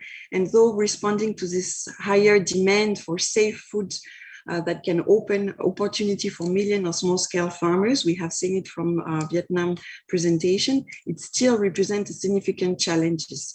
And where food safety standard requirement may threaten the access for most of the vulnerable food suppliers and to those new remunerative markets. And we have all observed also that during this COVID-19 pandemic, the local food system has become more resilient and has offered new innovation for distribution and markets. Next, please. So this is the main challenges for us, for this community, to support this tradition, how to support this tradition to move from a relatively standard and simple model of production, but also for food system, toward a more mosaic and diversified production with increased diverse connection to export and domestic market for value chain and food system. Next, please. Agroecology has been increasingly conceptualized through those 10 and then 13 key principles of action and implementation at different scale. Agroecology has been described now as an integrative approach towards sustainable food system, and social movements, practices on the field, but also science have contributed to this increase in visibility, but also to its recognition. Next, please. We acknowledge now that there is an increasing mobilization and momentum of agroecology transition across scales, from global to local level. We notice a diversity of initiative, coalition, but also a shift in policies for a more intersectorial and integrated of scales. We notice also multi-stakeholders processes at different scales, and that research are convoked to be part of this to provide more intersectorial dimension. Next, please. And then I will hand over to my colleague, Estelle. You are muted, Estelle. Acknowledging all this and intending to embed ourselves in the dynamics that Lucy has just presented, I would like briefly mention where we stand from the asset project perspective, as we intend to help bridging the existing gaps, and especially the knowledge gap between the different scales of actions and across sectors. What we are doing is that our vision and the key pillars of our theory of change are, first, that strengthening capacity and increasing knowledge and ownership of targeted stakeholders will enable them to shift toward agroecological and safe food system transition. And second, that generating contextualized knowledge and providing multi-scale evidence of the performances and multi-dimensional impacts of agroecological practices within safe food system will enable multiple stakeholders to support and implement the shift towards the system transition. As mentioned previously, as project is funded by AFD, the European Union, and the French Facility for Global Environment, and it gathers a consortium of 27 partners, which are pictured in this slide. Next, please. So, where do we depart from? We depart from a longer-term trajectory of partnerships and initiatives. This consists in particular in the ASEAN network, which is an open coalition of civil society organizations, farmer organizations, academic and research institutions, as well as private sector organizations. Next. We also build on a number of research platforms that developed over the last 20 years as a result of the partnership of CIRAD with a large number of national partners in research for development and academia, as well as in international research organizations such as the CG Center, and notably the Malika platform, which works on market and agricultural linkages in Southeast Asia, ASEAN, which work on agroecology in Southeast Asia, and Greece, which work on managing emerging risk in Southeast Asia arising from disease in the field of animals. And finally, next, thanks. Our project will endeavor to support the LICA initiative, which have already been presented by Dr. Tateva. And next.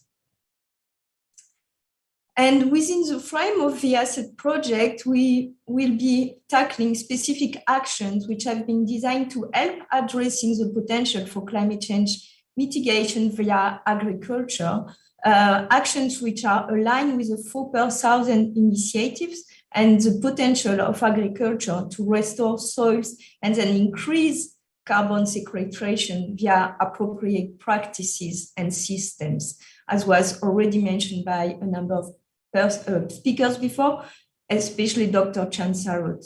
And our projects intend on this not only to further design climate resilient agricultural models, but also to monitor soil carbon, soil organic carbon and greenhouse emission, bring further elements on that, and then testing a number of funding mechanisms in support of this carbon saving agricultural system. And tomorrow we will have a specific session, session 2.A, which will be dedicated on this. Next. So from our project perspective, how do we work? First, acknowledging how agroecology is locally grounded and how it draws on local ecological and social processes. Our intention is to, with research for development processes, to help fostering the creation, the co-creation of knowledge that is already taking place in the field, but that is still much more needed from the local level and then with a view to scaling up. So we aim to build on the diversity of variety of initiatives and innovation which are in the field to strengthen these local processes of co-creation of knowledge in different contexts, operating from field to farm to landscapes levels. And this, we hope, will help very much respond to the critical need to adapt farming systems, markets and policies on a much wider scale to the variety of local contexts in Southeast Asia, and to learn from it to feed into actions which will help support moving into scaling up transformation. So for this means that we need to comprehend and address the diversity of situation. And in the context of Southeast Asia, and more specifically the 4 countries in which our project will intervene at field level, being Laos, Cambodia, Vietnam, and Myanmar, as project has identified 3 broad range of dynamics and challenges, which are summarized in the slide via feeding booming cities through safe and fair food circuits, sustaining rice production as cornerstone of food and farming system, and preserving uplands and social and environmental degradation. And we're very much in trend to be addressing all these different type of challenges in the field. Next, please. And from this, we very much want to go into, from these local knowledge processes, feed into a multi-scale policy dialogue framework and processes, and learning from experimental approaches in innovative policies at local level, and use LICA as a main vehicle at ASEAN level to learn from these experiments from territorial level, with a view to identifying policy tools and mechanisms in support of agroecological transition that can be supported in countries and at ASEAN level, and moving forward into a common position in agroecology for ASEAN. And in addition to this very much interministry task force driven dialogue at national level and ASEAN policy arenas driven at regional level, we very much intend to also have a parallel and linked multi-stakeholder dialogue process driven by the ASEAN coalition to feed into the policy dialogue at the different scales. And we will also very much draw on the partnerships that we've got with CACIC as a key component of this multi-scale policy dialogue. And all of this will be further elaborated on during session 2B tomorrow. Next, please. So as I already mentioned, to sustain knowledge exchanges horizontally across different stakeholders and sectors and vertically across scales, our project intends to foster the dynamics that have been created with the development of the ASEAN network and to reinforce them. And for that, we will build upon a number of research dynamics and on advanced knowledge strategy and actions. So we've got a 4-pillar approach, multi-stakeholder R4D processes at territorial level combined with a cross-scale policy dialogue, across scales networking through ASEAN, and knowledge management to support these processes. Next, please. So just to a few insights on lessons that we've got already from our starting project is that as you can sense from the presentation, and as is widely acknowledged, a critical dimension of agroecological processes is our knowledge intensity. And in the experience of the ASEAN network, the networking has proven critical and is very much valued for the capacity to combine testing, adapting innovation in different contexts, sharing results within the network and drawing lessons collectively. And there is a strong expectation from the ASEAN members to build upon the network to move further in this direction and then contribute together with other coalitions and other organizations in joining forces to provide robust evidence and recommendations and be able to further feed into policy processes and dialogues at different scales. An emphasis also on knowledge management, where we are and what we think is important. Knowledge management in this context is obviously critical, and this has been experienced by ASEAN, who has been developing an online library which already consolidates a broad set of knowledge resources from diverse sources, and that online repository is already quite valued. However, it is quite important to go beyond and to improve the accessibility to and actual possibility of using these knowledge resources. And for that, digital transformation will provide key opportunities. One, through untapping the potential of artificial intelligence to better exploit these existing knowledge resources in promoting a shared conceptions and vocabularies, in extracting and visualizing better all of the rich information from these resources, and then deriving learning from this text mining. A second critical dimension that we wanted to point out is that we clearly trust that there is a high potential with designing digital tools, including apps, but this is not enough. It is also very important to consider which information is relevant to who and how can people access it and use it to make relevant decisions. So it is particularly critical to combine the design of the tools with how to reach out to different populations and especially farming remote populations. So combining the design of the tools with revisiting advisory service approaches seems to add a key dimension, which will be further explored by a companion project developed by CDE, the AgriPass project. Another key insight is about the importance in this context also of capacity development and of integrating the variety of knowledge sources and approaches. And I will just highlight two elements. It has been very well shown by Wael Nails and Pierre Ferrand, who have been scrutinizing the curricula from the higher education institution in the region, and notably the agricultural universities, that there is a clear lack of higher education curricula which are addressing agroecology and sustainable development in the region.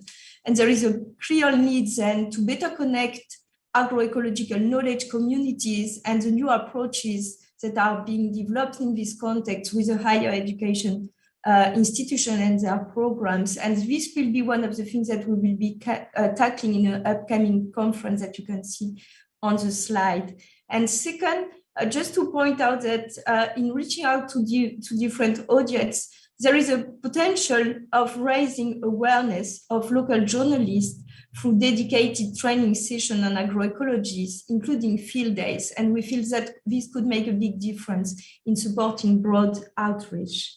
Next, please.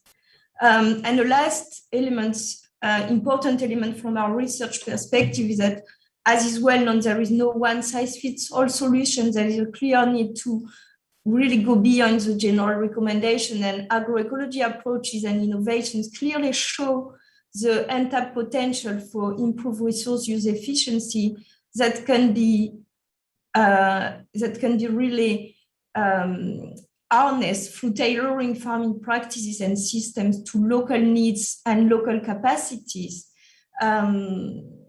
And second, we also wanted to highlight that we strongly believe there is a critical need globally and notably in the context of Southeast Asia to change approaches towards more adaptive research and co-design of innovations with farmers at the core and working in participatory processes to set and adapt jointly targets through learning by doing.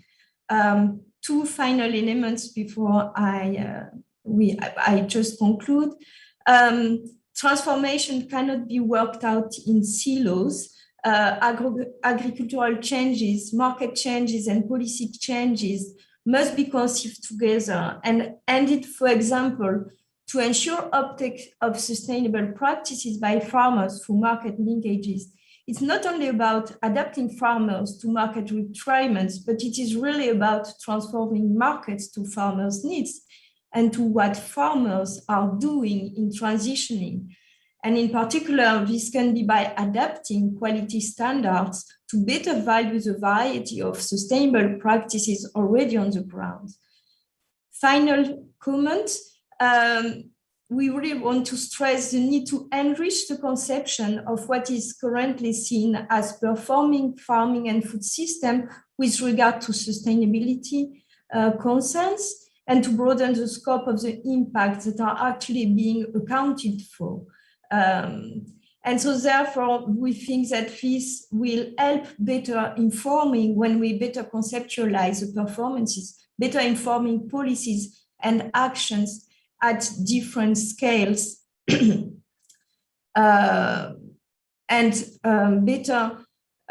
there is a need therefore to generate knowledge that better reflects the local conditions, the performances, and to have an improved capacity of assessing performances across the very different dimensions behind sustainability. And I will just put, please, the previous slide, just to show it up. Very important to just show you that broad approach, how we work things together to bridge gaps across scales, as are broadly mentioned, and also across the different spheres, technical and economic, policy, and the broader societal spheres. Thank you very much. Thank you very much, Estelle and Lucy, for this very comprehensive presentation. I think it's provides a good introduction for our upcoming panel discussion. We are already running quite late, so we are going to move directly to the panel discussion. I would like to kindly request the panelists to turn their camera on as we are going to start the discussion. And first of all, I will start with a quick round of introduction, starting with the ladies. So our panel this afternoon include Ms. Imelda Bakudo. She's a coordinator of the ASEAN Climate Resilience Network. We have also Ms. Irish Bagilat, coordinator of the UN Decade of Family Farming and Women Farmers Agenda at the Asian Farmer Association for Sustainable Rural Development, AFA in short. Ms. Lim Li Lin, senior legal and environment researcher with the Third World Network. Mr. Mark Eberle, executive director of Smart Agro Company. Dr. Wynne Ellis, executive director of the Sustainable Rice Platform. Mr. Marut Jatiket, director of the Field Alliance and Thai Education Foundation. And finally, Dr. Fergus Sinclair, chief scientist at C4 ICRAF and co-convener of the Transformative Partnership Platform on Agroecology. So as you can see, we put together a very nice panel. This discussion is intended to identify recommendations and priorities to support the agroecological transition. And we'll organize this panel around 3 questions. So the first question will be addressed to Ms. Irish Bagilat, Mr. Mark Eberle, Mr. Marut Jatiket, and Dr. Wynne Ellis. And as we start, we would like you to share an inspiring example of a policy, program, or initiative that has played a catalytic role in shifting systemic barriers to scaling out agroecology approach and safe food system. And in addition, what key lesson can be learned from this example? So you have up to 5-6 minutes maximum each, and you may refer to the opening presentation. So we'll start with Ms. Bagilat. You have the floor. Yes, thank you, Pierre, and greetings everyone from the Philippines. We are grateful to be a part of this very important event, and it is an honor to be representing the millions of smallholder farmers constituency of AFA in 16 countries. So AFA is a regional alliance of 20 national farmers organizations. So before responding to Pierre's question, I just wanted to mention a few things. As the previous speaker earlier said, there is a momentum to embark on the transition to a more agroecological agri-food system. And I wanted to underscore that as countries attempt to transition, it is important for all development partners, for governments to tackle the systemic and emerging new challenges faced by smallholder farmers. And in addition to that, and it was also already mentioned by some of the speakers, the role of millions of smallholder farmers in transforming the food system has yet to be fully recognized by institutions and other actors. They are seen as beneficiaries rather than actors and partners. So I wanted to highlight 3 ongoing initiatives and mechanisms that put farmers at the center of the processes. And I hope that what I will be sharing with you will help as we scale out agroecology. So I want to share 3 initiatives. That's the Farmers Forum, the Collective Action on Forgotten Food, and the Million Voices Initiative. So as I have said, these programs recognizes farmers' organization as partners, as actors, rather than recipients of programs or technologies, partners in achieving healthy and resilient food systems. So about the Farmers Forum, while this is within the context of agriculture and rural development, the establishment of Farmers Forum in 2005 by IFAD was very instrumental in strengthening farmers' organization at the regional and national levels. So it is an ongoing bottom-up process of consultation and dialogue between farmers and rural producers organization from all over the world with IFAD and with member states. So the question now is, how can governments and other development agencies strengthen their collaboration with farmers platform at the national and local level in country programs and project as we transition to a more agroecological agri-food systems. The second initiative that recognizes the voices, the capacities of farmers and their organization is the Collective Action on Forgotten Food. This is an ongoing program with GFAR, Alliance Biodiversity International and SIAT, APAARI, MS Swaminathan Research Foundation, and Crops for the Future. So this collective action is about the governance of agricultural innovation systems. So along with our partners, we have produced a manifesto for a new vision of research and innovation systems to support forgotten food. I wanted to highlight a process that we have done in this program. Prior to developing the manifesto, we have conducted a perception survey among farmers, our members and partners in 19 countries. And this perception survey has informed or has helped us develop a farmers declaration in Asia Pacific, which in turn informed the Asia Pacific region manifesto and forgotten food. And then it has informed the global manifesto. So we see this process and the outputs as something that will foster the recognition of farmers and our organizations' capacity to innovate and produce knowledge that will support the transition again to a more sustainable and agroecological food systems. So the last initiative at the global level that I wanted to share is the Million Voices Initiative, Citizen Science to Support Agroecological Transition. While this is really new, we just launched it through the TPP, or Transformative Partnership Platform on Agroecology, supported by SDC. We see, again, this initiative as something that would amplify the voices of smallholder farmers, farm workers, women, indigenous peoples, and also food consumers.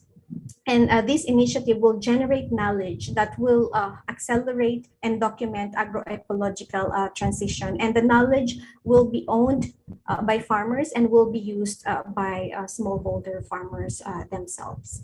So those are the regional and global initiatives. At the national level, when it comes to adoption and the adoption of agroecological principles and adaptation, our members in Southeast Asian countries have implemented participatory action research, village-led research, and farmer-to-farmer extension, which is aligned to the ASET program. And they have shown that these approaches has increased the chances of really involving women farmers in the process of innovation and implementation of project. So these were actually the testimonies from our members. So some of the examples are the action research on fall armyworm in northern Laos by our member Lao Farmer Network, and farmer-to-farmer learning on biopesticides and forest-friendly farming, and also the master trainer approach or farmer trainer on integrated diversified organic farming systems. So as you can see, all these initiatives that I have shared, they have recognized farmers as active players or active contributors to agri-development, not just as food producers, but as knowledge producers.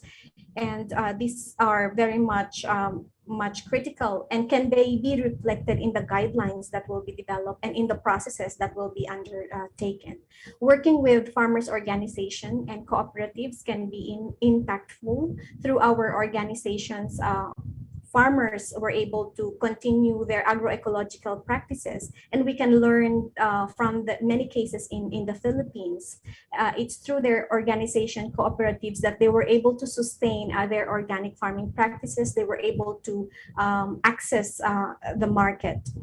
Strong farmers organizations and cooperatives have been providing the much needed services and support to their members, such as financial services, technological transfer.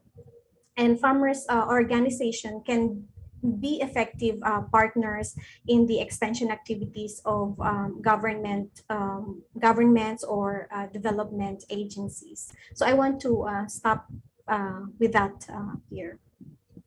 Thank you very much, Irish, for this contribution, and also for highlighting and reminding us to consider farmers and their organization as key partner rather than beneficiary. This is really critical.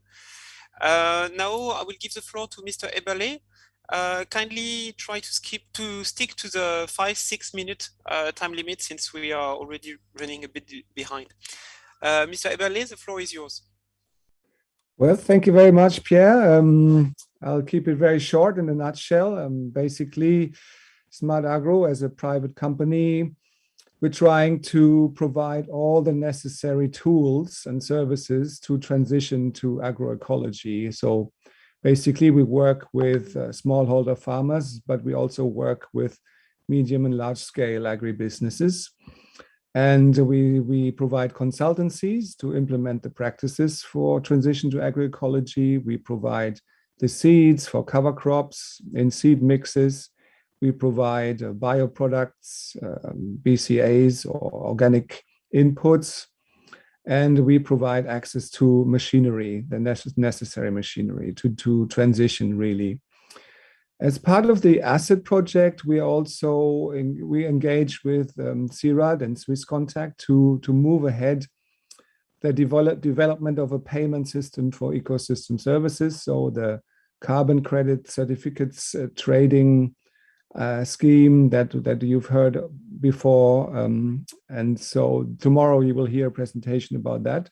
It's called DAMIR, Golden Soil in English, and it will try to establish this as carbon credits for farmers so that we can reward them for doing the right thing and incentivize the adoption rates and accelerate the adoption rates of agroecological practices, really. Yes, and so this is what we do. This is what we have been engaging in. The seed production of cover crops works with farmer networks. We do this to establish demo plots in the very regions and also to reduce poverty and give them additional income through the production of cover crop seeds in their off-season. At the same time, in order to lower the price of the cover crops, we also engage in a hybrid model and produce cover crops on other land, on rented land, that we can produce ourselves in order to get down the price for the farmers in retail. And these are the activities that we do. I think the most important to highlight is also what we've heard before, the engagement of the private sector. That's probably why I'm here today, to provide a legacy on the ground after the project stops and after the project-based approach is over for development projects. We need the private sector to be in place to provide the services in a sustainable business model, to provide a long-term strategy, really. And this is why it is so important what Dr. Chansarut said today. The CASIC is a body that helps to engage the private sector and marry the private sector with the public sector so that we have a real initiative. And it also helps to change the relationship really a little bit from the public and the private sector, and helps to build a purpose and an outcome mission-based strategy so that we can tackle all these huge problems that we face.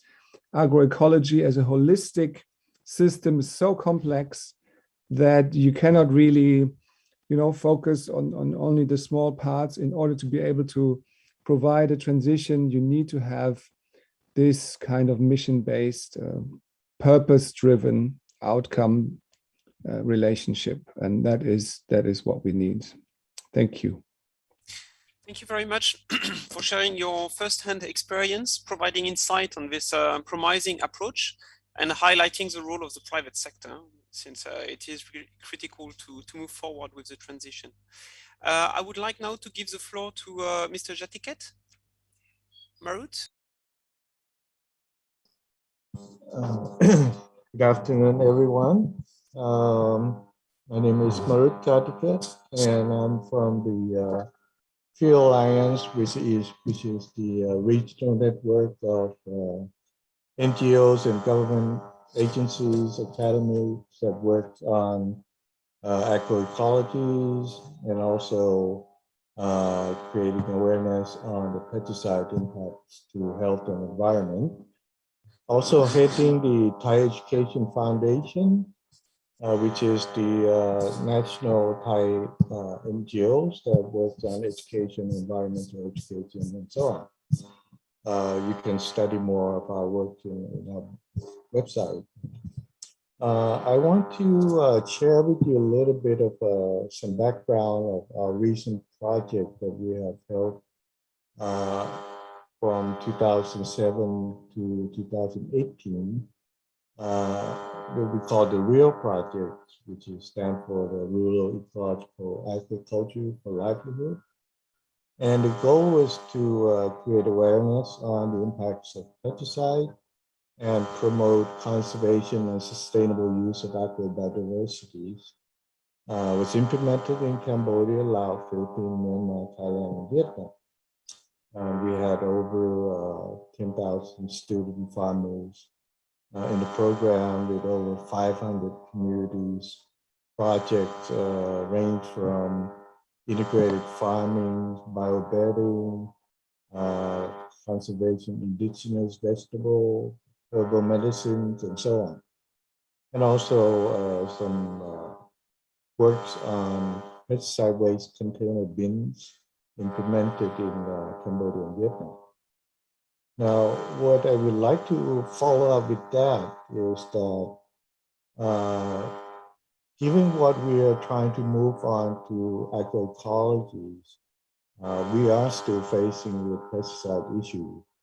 And like, just for example, in Thailand, there are less than 10% of farmers who's doing organic farming. So the rest is still using pesticide. In 2018, we did the studies. We tested the school lunch material in 55 schools from 4 regions of Thailand. And we found the most frequent used vegetable like carrot, string beans, cabbage, and Chinese kale. 90% of them contain organophosphates and pyrethroids. And we also lab tested urine of 500 students and found over the 96% has organophosphates in their urine. A similar study was done by Mahidol universities in 2020, and the same result, nearly 100% of students has OPs in their urine. We presented the results to various concerned ministry in 2019, and the Minister of Education issues a ministerial order to have all schools under their jurisdiction to be free from pesticide.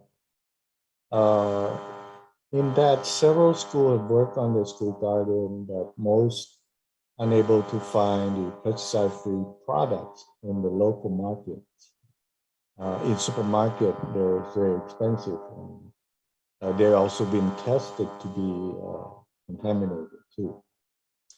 Another issue related to pesticide that has impact on agroecology is the pesticide waste container, which are being dumped everywhere. And currently there is no system in place that within these Southeast Asian countries that deals with that. So there's still a waste runoff into the water source, farm fields, and farmer homes themselves. And there's no system to manage those toxic waste at the moment. Another issues that we are facing now is based on this recent flood in Thailand. The rice farmer has been asking to stop planting for 2 years due to the drought. There's no water in the reservoir. But this year there was a lot of rain, so they did planting rice again, but they had to harvest it, early harvest now because of the flood, and the price of rice has gone down. So, they can't sell the rice at the moment. Again, all this, many farmers are start shifting away from monocropping to begin to increase biodiversity through integrated farming, to have access to food, incomes, traditional medicines, and other needs for their livelihood throughout the year. Especially during this COVID pandemic, many schools were closed and still continue to be closed even now. A large number of children missed the school meals, Many parents were out of jobs. Food security became a major issue for many urban families, while those who returned home began taking up farming again. And this group needs immediate training, be self-sufficient on integrated farming, and to enable them for nutritional foods and income from farming surplus. What my recommendation would be that we need to still look at these pesticide issues and the studies on the impact, the residues in food and health, especially to the vulnerable groups of children and women, to educate publics and policymakers, and is also provide as concrete evidence to develop responsive policy. And also adopting agroecology as a main education and training program for schools, youth, and farmers with government programs and education institutions. And the last one that I would like to propose is take a look at the social market. We need government policies to adopt green and safe food procurement for all of their canteens, support the development of e-commerce platform for school and university and hospital so that they can buy organic products directly, as you cannot find that in the local market. The challenge, again, policy and budget to support the scaling up of these agro-AE trainings, fragmentation and overlapping of government agencies to address the complexity of the agroecologies, and now limitation of desirable on-site training during this pandemic. Thank you. Thank you very much, Marut, for your contribution and for sharing your experience in Thailand and across the region. I also note the importance to tackle the issue of pesticide residue in school lunch. That is really preoccupying. Now I would like to give the floor to Dr. Ellis. Win, you have the floor. Kindly speak directly in your microphone and stick to 5 minutes. Over to you, Win. Thank you, Pierre. I'm sharing my screen. Is that yes. All right? Yeah, it's okay. Okay, thank you so much. So, well, first, thank you for the opportunity of being here. For me, it's an education with multiple definitions and interpretations of agroecology. It's really important to establish some kind of common understanding and metrics as a framework to monitor progress and impact towards what I regard as our shared goals. And I want to share today an overview of the Sustainable Rice Platform as one example of a systemic multi-stakeholder approach that is very much aligned with the goals and principles of agroecology. The Sustainable Rice Platform, SRP's goal is to transform the global rice sector to reduce its water, ecological, climate and resource footprint, and also boost livelihoods of rice smallholders. So, possibly, I don't know if I can do this. Oh. I'm having trouble advancing my slides. There we are. Okay, so basically, it's not for it's not the purpose of this workshop to talk about rice. Everyone understands the critical importance of rice in the global food for global food and water security.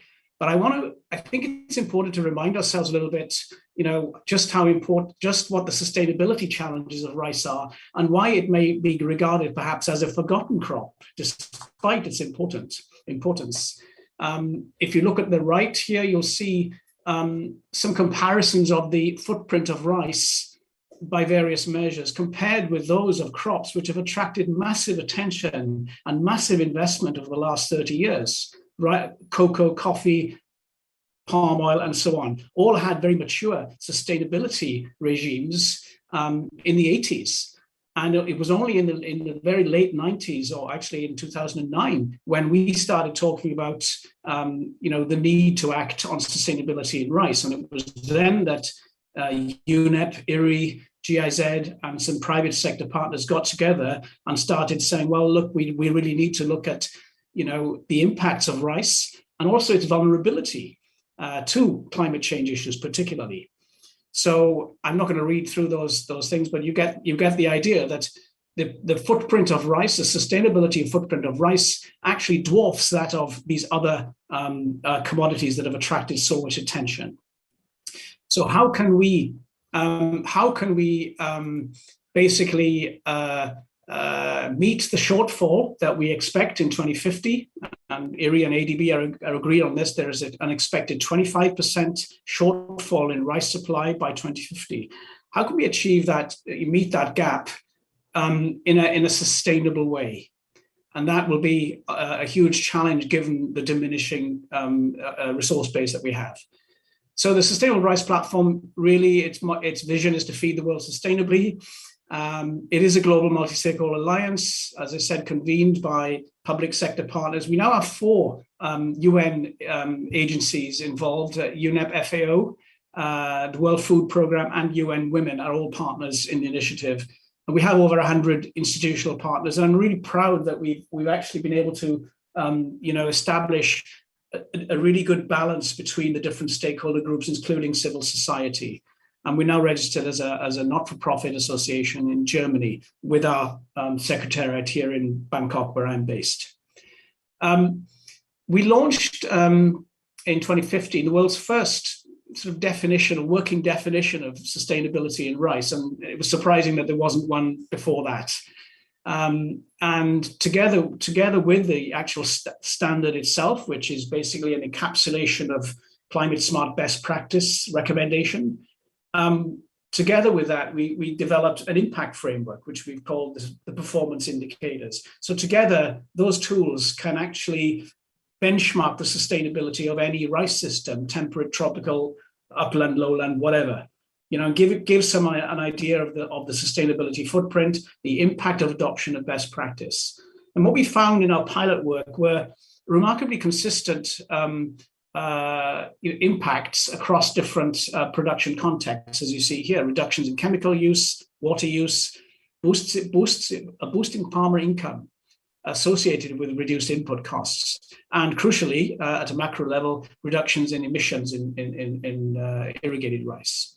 So these are not peer-reviewed results, but because they happened across a very wide range of contexts in Africa as well as in Asia, that gave us some confidence that we are actually doing something that is of value to farmers and increases their overall resilience. These are the countries we worked in. Basically, the SRP's approach is twofold. We work in the private sector through value chain initiatives, and I'll come to that in a moment. And we also drive scale through development partnerships associated particularly with GEF, Global Environment Facility, and GCF initiatives, as well as some bilateral projects, notably funded by SDC and NORAD in this case. We also want to build capacity, so we've developed some training programs, technical assistance programs, to support trainer training and farmer training by development projects and by the private sector, and then to demonstrate some real-world impacts and facilitate, of course, knowledge exchange. So that sort of encapsulates how we work across the membership. We were very pleased, based on the standard, to be able to launch actually SRP sustainable rice in the market last September. Lidl was the very first to launch SRP verified rice in the market, and it's now being sold in supermarket shelves in 4 or 5 countries in the EU. We hope we've had a lot of interest through our retail engagement program. This program is managed by Global Gap, and it provides a really practical basis for downstream actors to de-risk their supply chains and create upstream pressure on suppliers and producers to actually shift towards sustainable practices and to incentivize those changes. So this is a market-driven process, and it's important because the market has a spillover effect on public sector activities. The governments are always watching to see, to see what the private sector is doing, because, and if it works, they'll take it up. So value chain transparency and differentiation is another reason why downstream actors are interested in this. There is a retail premium associated with sustainable rice, and there is willingness to pay according to our information. So we're pleased that this program is up and running now, and we hope it'll expand here in Asia too. Just an example of some of the packaging information. You'll see the SRP verified tick mark on the top right of that pack. So yeah, let me move on. I think last slide here, driving scale through partnerships. So as well as the private sector market-driven approaches, most of the rice produced in the world today never leaves the country of origin. It's mostly consumed within 50 kilometers of its production. So certification is not really going to drive scale. So scale has to be driven by policy measures. So we are working with a consortium that we helped to set up called the Sustainable Rice Landscapes Initiative with 5 partners, as you see here. We are also running some partner projects through the Thai, participating in some projects through the Thai Rice NAMA, it's a mitigation project, and also involved in, as I mentioned, several GCF and GEF projects involving FAO and UNEP, particularly as implementation agencies. We have some bilateral projects in India, Pakistan, and Myanmar associated with, funded by SDC and NORAD. And we've just won, actually, in fact, should be announced today at COP26, I understand, by FAO, a GEF 7 Adaptation Challenge Grant to help us establish a sustainable rice financing facility in 3 countries, and FAO and the World Business Council for Sustainable Development are leading that process. We believe we had a series of webinars lately, and we have a publication coming out on financing sustainable rice. It is imperative that we bring in additional investment and finance into the rice sector so that we can oil the wheels of change in the way that's happened for other commodities so successfully. So that process is coming up. Watch this space for a publication that will come out, it should come out next month actually, on financing sustainable rice. And we believe that has some important opportunities for blended finance, as well as transaction finance and other kinds of instrument. Key takeaways then, well, collaboration I think is essential. We all know this, but I think as we just heard, it is from Mark Eberle that a dialogue with the private sector, whether you like it or not, and many of us don't want to talk to the private sector, that's a fact, but I think it's inevitable that to achieve change, you need to engage with the private sector as key influencers of change and also deliverers of new technologies too. The SRP approach is aligned with the principles of agroecology. It is a broad church, so we embrace ideas like concepts like SRI and agroecology and organics as well, and offer these frameworks a means of measurement as well. So you could measure the impact of an SRI implementation using SRP principles. Lastly, then buy-in of policymakers will be essential. We are trying to set up national chapters in various countries. In Cambodia, we're working with GDA, with Swiss Contact, with CIRAD, to set up a national chapter, and the Wildlife Conservation Society. That's kind of well advanced. And in Vietnam, we're also in discussion through GIZ with MARD and IPSARD with the same aim in mind. So we think that national level buy-in will require these caucuses to be set up to drive progress. And lastly, then carbon finance, I think, will be a really important way of incentivizing farmers in a way that's decoupled from the rice price. One more, yes, sorry, I thought that was it. So SRP tools can support national delivery of national policy goals in water and food security, climate change, and so on, by providing a really quantitative basis for action, as well as an impact framework so that governments can measure progress towards achieving their policy goals. That's it. Thank you very much indeed. If anyone's interested in participating in the SRP, please do get in touch with me. You'd be very welcome. Happy to answer questions, and thank you again for the opportunity. Thank you very much, Wayne, for your contribution and for sharing all this information regarding the Sustainable Rice Platform. It's really a great news to hear that the SRP certified rice are hitting the shelf in supermarkets now. I mean, this is very promising. So I would like to thank our first 4 panelists for sharing all these engaging concrete examples. And now we are going to move to the second question, and we will hear from Ms. Lim Lee Lin, Ms. Imelda Bakudo, and Dr. Fergus Sinclair. So we all know that agroecology is a paradigm shift in food system, which face many challenges. However, the potential for creating shared prosperity and a green, inclusive, and resilient recovery is enormous. So could you please identify 2 challenges and related to these 2 emerging opportunities for initiating and fostering agroecology transition through effective multilateralism? If possible, can you stick to 5 minutes, and you can refer to ongoing multilateral initiative in ASEAN or the UN Food System Summit or anything else. I would like to give the floor first to Ms. Lim Lee Lin. So you have the floor. Over to you.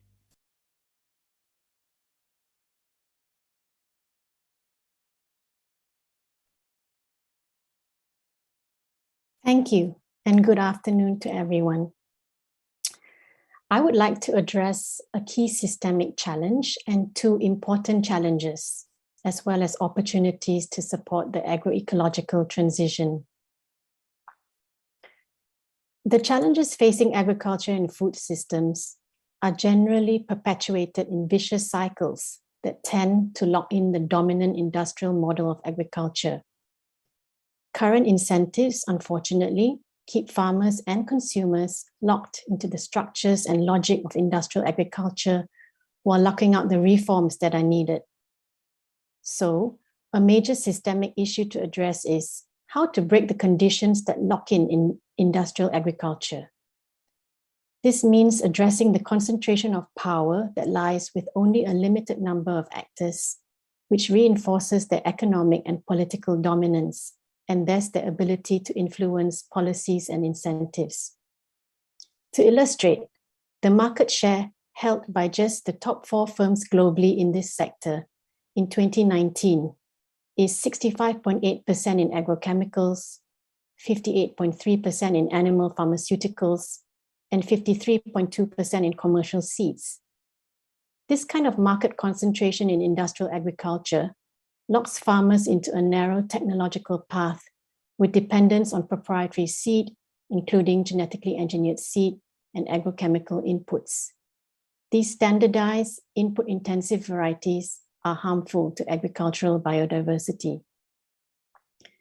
Governments can take action, such as using competition laws and antitrust regulations, and can redirect subsidies and incentives away from corporations that farm unsustainably and towards agroecological practices.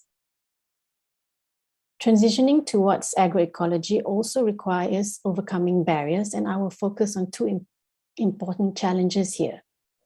One key challenge facing small farmers in the region is the lack of market access for agroecological produce. It is important to be able to move beyond creating niche markets and away from export-oriented, mass retail-driven supply chains and industrially produced food. To do so, governments need to actively support and connect producers and consumers directly in local and alternative markets in order to ensure that these alternative supply chains remain viable, accessible, and affordable.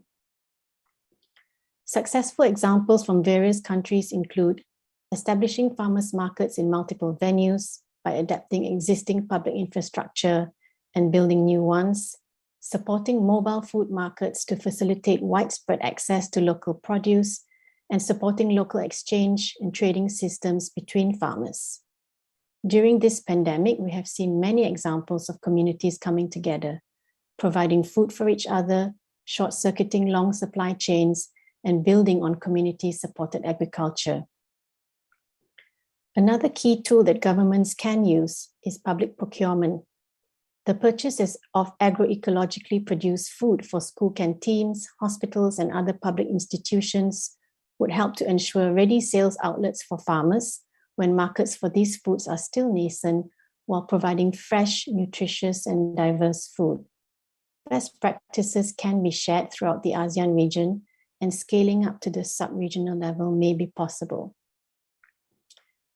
A second key challenge is to transform top-down research and extension processes to farmer-researcher participatory approaches for agroecology on the basis of farmers' knowledge and experimentation. Agroecology draws on social, biological, and agricultural sciences and integrates farmers' knowledge, experiences, and practices. Agroecological innovations are developed in situ, farmer to farmer. Farmers are therefore innovators and co-creators of knowledge. The horizontal exchange of ideas and innovations among farmers and with social movements has facilitated the spread of agroecology and should be supported by governments, civil society, donors, and researchers. Farmers should be invited to play a central role in defining strategic priorities for the agricultural research agenda and actively participate in the process of technological innovation and dissemination. They should be integrated into research and development systems, given the tools to do their own on-farm research and the opportunity to share their knowledge in farmer-to-farmer networks. Regional networks such as ASEAN and LICA can provide an important opportunity to scale up and scale out participatory research and extension processes for agroecology and small farmers. Thank you very much. Thank you very much for for sharing for your contribution and for highlighting in particular issues around market concentration in agriculture input, but also the need for moving beyond niche market for agroecological products. I would like now to give the floor to Ms. Imelda Bakudo, if she managed to rejoin. Yes, very good. The floor is yours. You are muted. You are muted. Okay. Oh, okay. I was just explaining I had to change rooms. All right, thank you so much for this opportunity. And I would really like to highlight some key challenges and opportunities, especially in assisting in reaching transformative action. The ASEAN Climate Resilience Network is an example of a network that has, we believe, brought about some systemic change. Dr. Min has mentioned us earlier in his presentation, and we had a bit of a long-time relationship with them. The ASEAN Climate Resilience Network is a knowledge exchange platform that promotes climate-friendly, climate-smart land use, especially in the agriculture sector. These knowledge exchange events have led to so many dialogues that impacted on policies, and some of our outputs are guidelines, such as the ones that we are trying to support ASEAN. At the moment, we have produced and assisted ASEAN in producing guidelines for promotion of climate-smart agriculture, which actually contains nature-based solutions, food system approaches, bioeconomy approaches. And recently, we have produced a paper in cooperation with UNEP on COVID, the nexus of COVID, food security, and the pandemic. We're hoping that the network will also contribute to the ASEAN Comprehensive Economic Recovery Framework as the whole region tries to recover from the pandemic. The outputs of the ASEAN Climate Resilience Network, whether policy impacts, guidelines, dialogues, and knowledge exchanges, have resulted into the formation and development of the ASEAN Negotiating Group for Agriculture. Dr. Min has mentioned that the group is currently returning from COP26 in Glasgow as we helped and engage in the shaping of the landmark decision for agriculture within the UNFCCC called the Coronivia Joint Work for Agriculture. And within there, I believe that the ANGA focal points or the negotiation focal points have pushed for the transformation of agriculture to low emissions agriculture and resilient agriculture. I would like to add from the discussion from the first panel that ANGA is actually an example of a systemic, of an initiative that resulted in systemic shift. As we all know, development and negotiation of climate change policies often is under the purview of the Ministries of Environment. And it was only with this, and with the exception of only a few countries, most agriculture sector policymakers or technical experts are not included in the shaping of climate change policies. So ANGA has begun some sort of a systemic change in which we brought agriculture to the forte and allowed them to really shape policies that impact agriculture sector itself, rather than relying on seasoned negotiators at the UNFCCC level. So capacities have been built, and I believe there has been a systemic shift in this sense, and we hope to work with everyone in the room to continue doing this systemic shift. Some of the challenges I'm seeing with this history with the ASEAN Secretariat and with the ASEAN working groups of providing support in the development of these guidelines, I'm very grateful that you gave us the opportunity to share some of our lessons learned in developing these guidelines. One of these challenges that we are seeing is that there are so many initiatives, there are so many events, there are so many programs, and there are so many projects that are coming out. And there are a lot of similarities, but there is less talks amongst these initiatives. The biggest challenge that I'm seeing is that coordination is not yet seen as a full-time focus of work or a legitimate focus in which coordination amongst these new initiatives, existing initiatives, coordination is not seen actually as a full-time endeavor. Another thing that I am also seeing as a challenge is how do we explain to our technical policymakers, members, for example, of the ASEAN Technical Working Group on Agriculture Research and Development, and other agriculture working groups that at the beginning Dr. Min mentioned, how do we explain all the approaches without confusion? Because at the moment, having been very directly working with them, there is actually a confusion.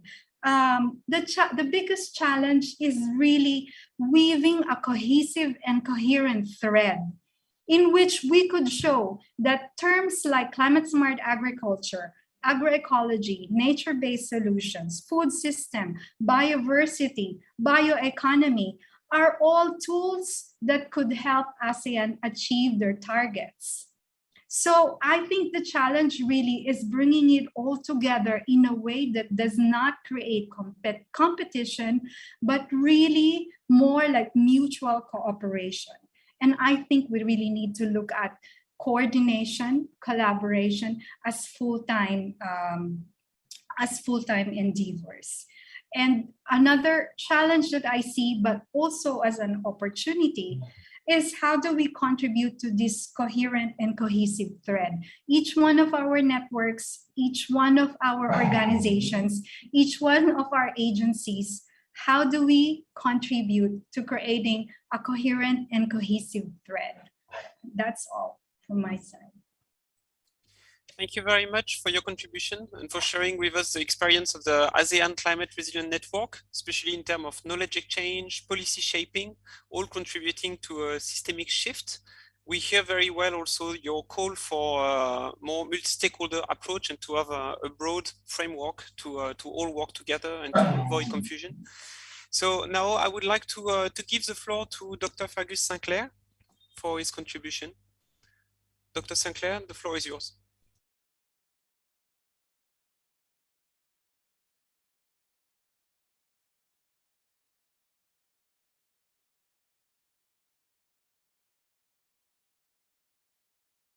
Hello, are you seeing my screen? Yes, it's good. Okay, thank you. It's really fantastic for me. I'm here in Glasgow, where it's cold at the COP26. And one of the key problems with integration that we've, it's not advancing my slides. One of the key constraints in getting agriculture into the climate change negotiations is the fact that you have a completely different group of people here at the UN FCCC. They're all from environment ministries, as opposed to at the United Nations Food Systems Summit, where we had people who were predominantly from the agricultural sector. And that's the two challenges that I want to address in this very short intervention are around a missing middle. And that's a missing middle in terms of cross-sectoral integration, although I've been really encouraged by many of the presentations today that have shown movements in ASEAN countries to bring different sectors together. But then there's also this missing middle in relation to scale. So there's a lot of international commitments, national commitments to transforming food systems, but they don't often result in real action on the ground, because as you get closer to the farmer, that horizontal integration becomes more important. And at the local landscape scale at which many ecosystem services are first manifest, there often is neither policy instruments or structures or social capital to actually manage the trade-offs and synergies amongst different ecosystem services.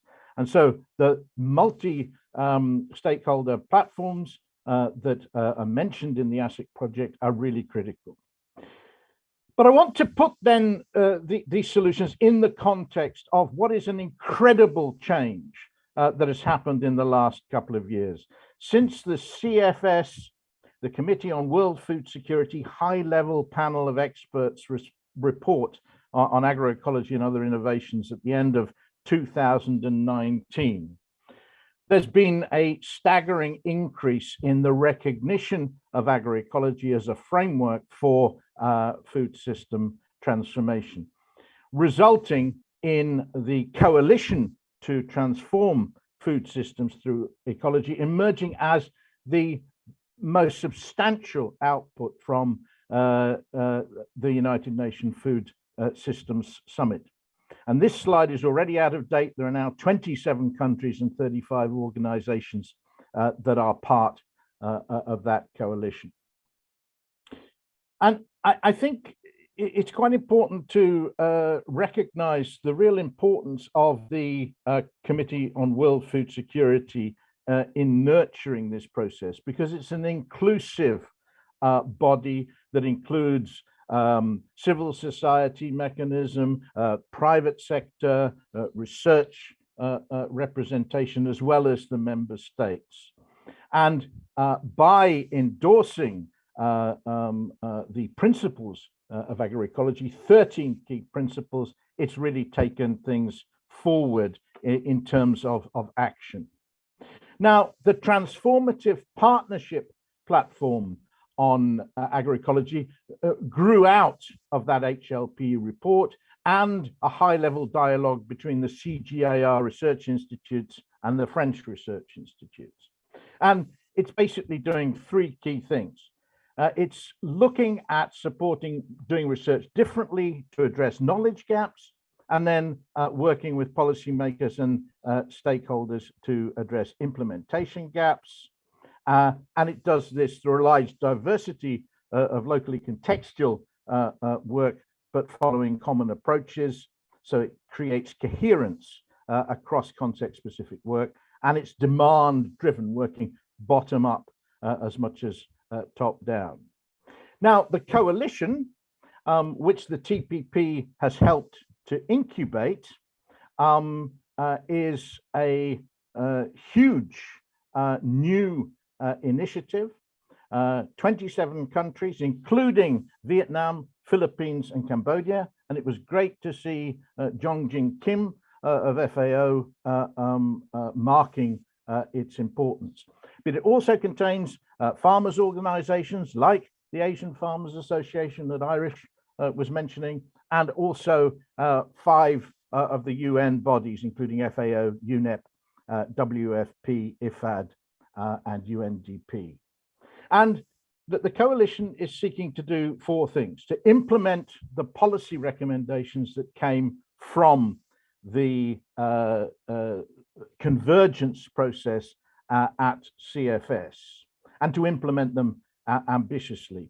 And that includes something that Wynne Ellis mentioned, which is the importance of internationally agreed metrics that are holistic and able to capture holistic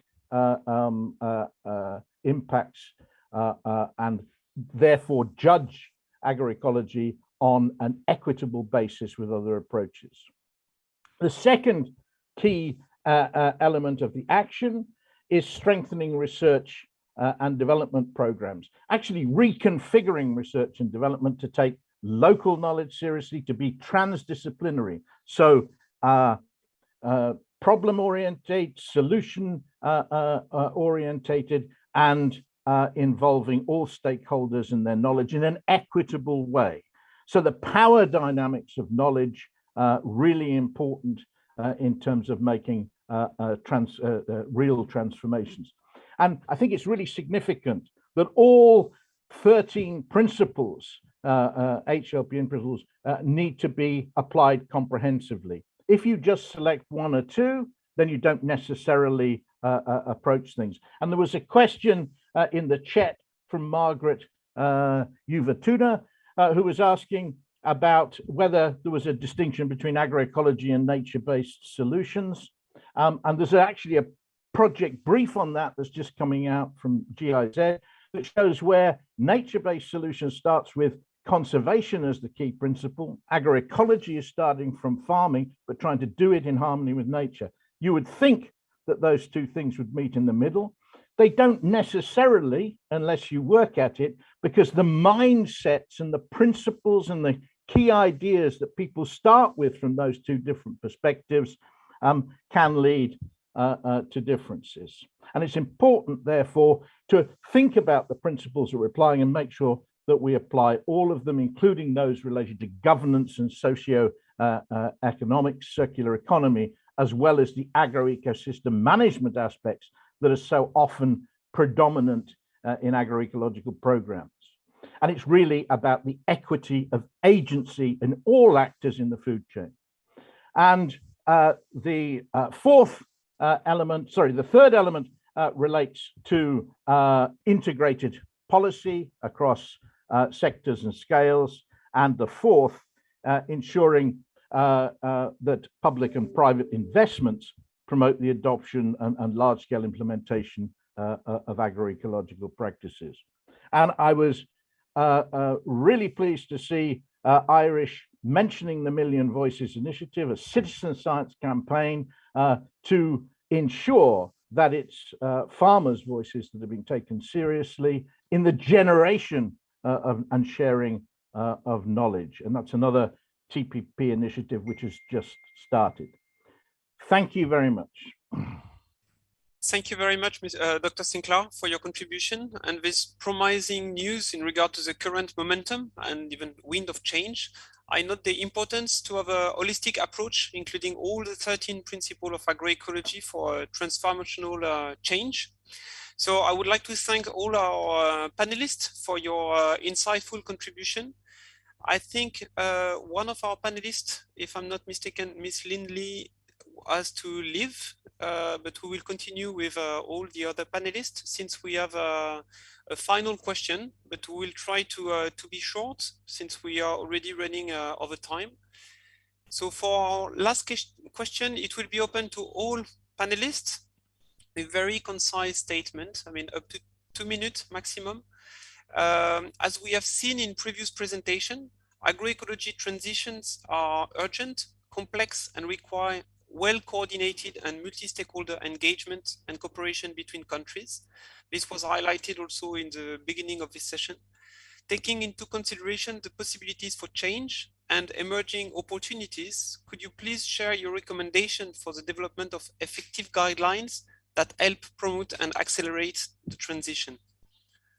Hi, Pierre. I would like to. Okay. Go ahead. Thank you, Pierre. Having helped ASEAN produce several guidelines, thank you for this opportunity to be able to at least share some recommendations to proceed with the guideline we are trying to help ASEAN now, which is the ASEAN Guidelines on Sustainable Agriculture.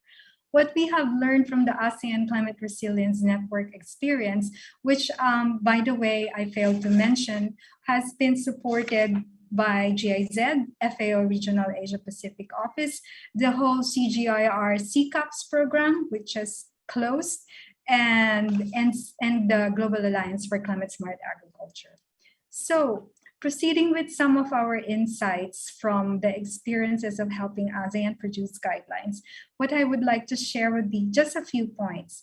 A good guideline would be something that really shows commonality among the 10 member states of ASEAN, and a guideline that doesn't assume to be introducing something new, or that this is like the zero point in which this is the beginning. What I would like to say is a guideline that acknowledges that there are best practices already being implemented within the region, and that this guideline exists to guide all 10 member states should they need these reference points. I would also suggest a guideline that actually brings actors together and not branded by only one agency.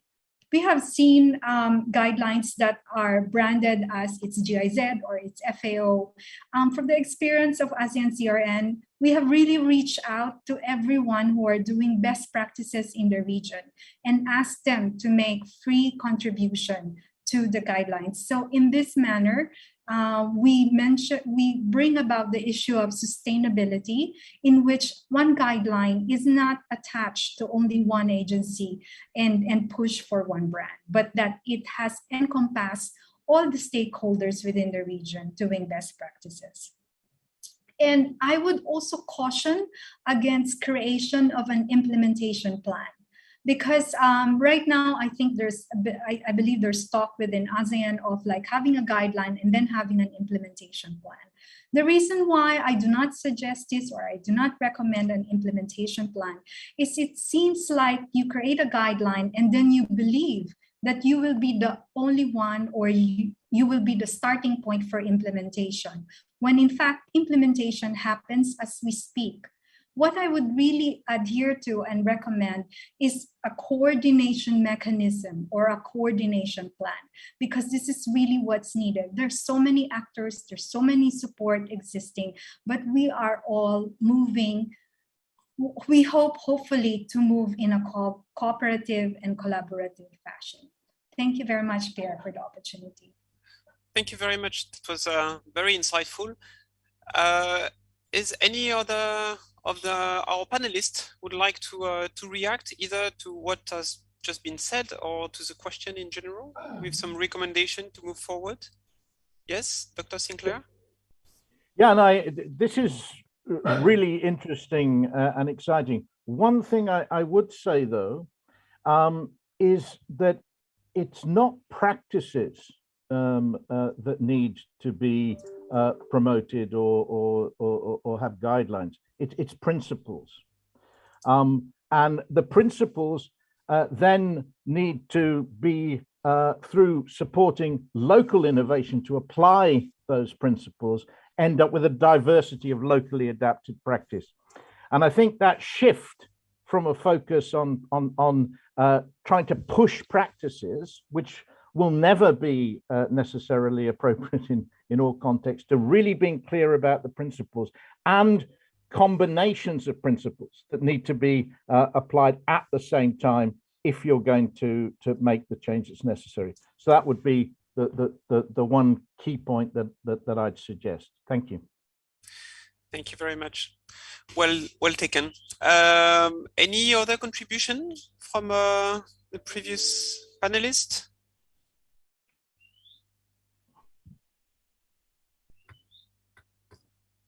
No? Yeah, yes? maybe. Yes, Win? Yeah, perhaps just to again reinforce what Fergus Sinclair has said, it occurred to me that there are so many initiatives, and it's a very, very rich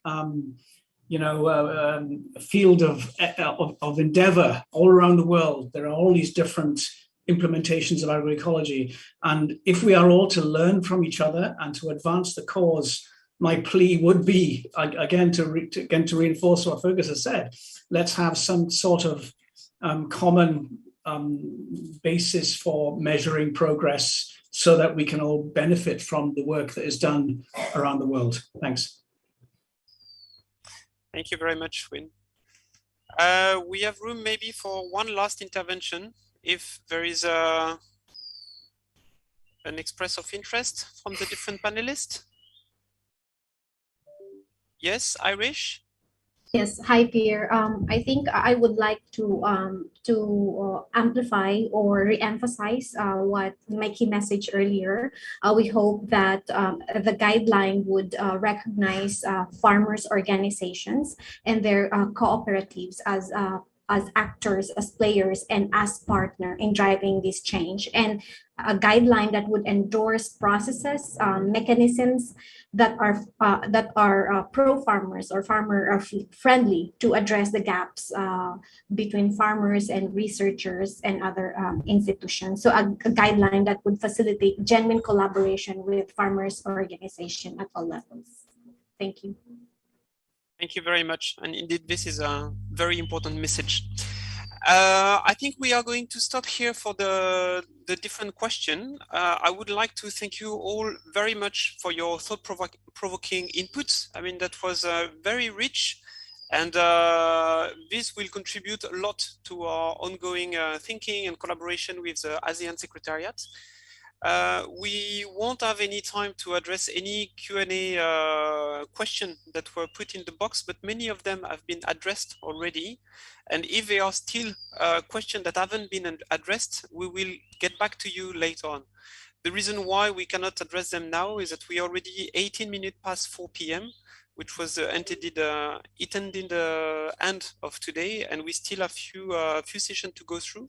So bear with us, because we are not finished, and we still have some very exciting comments to hear. So now we'll be hearing from 3 development partners active in the region, and I will make again a quick round of introduction, and we'll ask them to kindly open their camera. So first, we will hear from Mr. Mathieu Legris, Head of Agriculture, Rural Development and Biodiversity Division at the Agence Française de Développement. Then we will hear from Ms. Francesca Gili, Program Officer at the EU Delegation in Thailand. And finally, we will hear from Dr. Srinivasan Ancha, Principal Climate Change Specialist and Climate Change Focal Point for Southeast Asia at the Asian Development Bank, also based in Bangkok.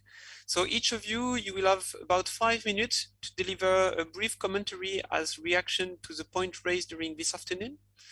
And we will start with Mr. Legris. So Mr. Legris, you have the floor and 5 minutes. Over to you.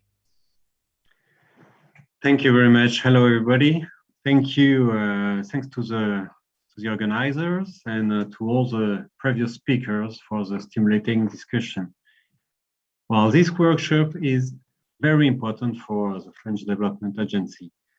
The AFD is strongly committed to promote agroecological approaches for a very long time.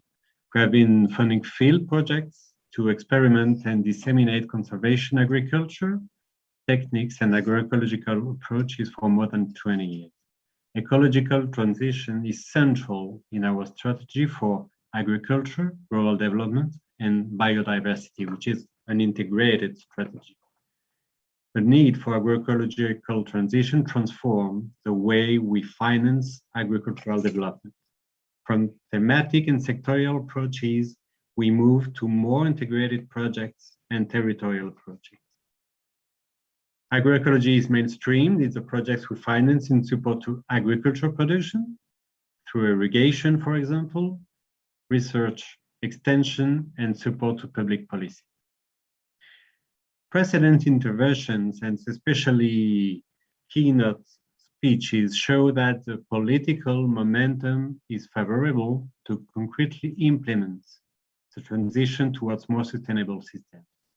Mr. Fergus Sinclair explained that very well.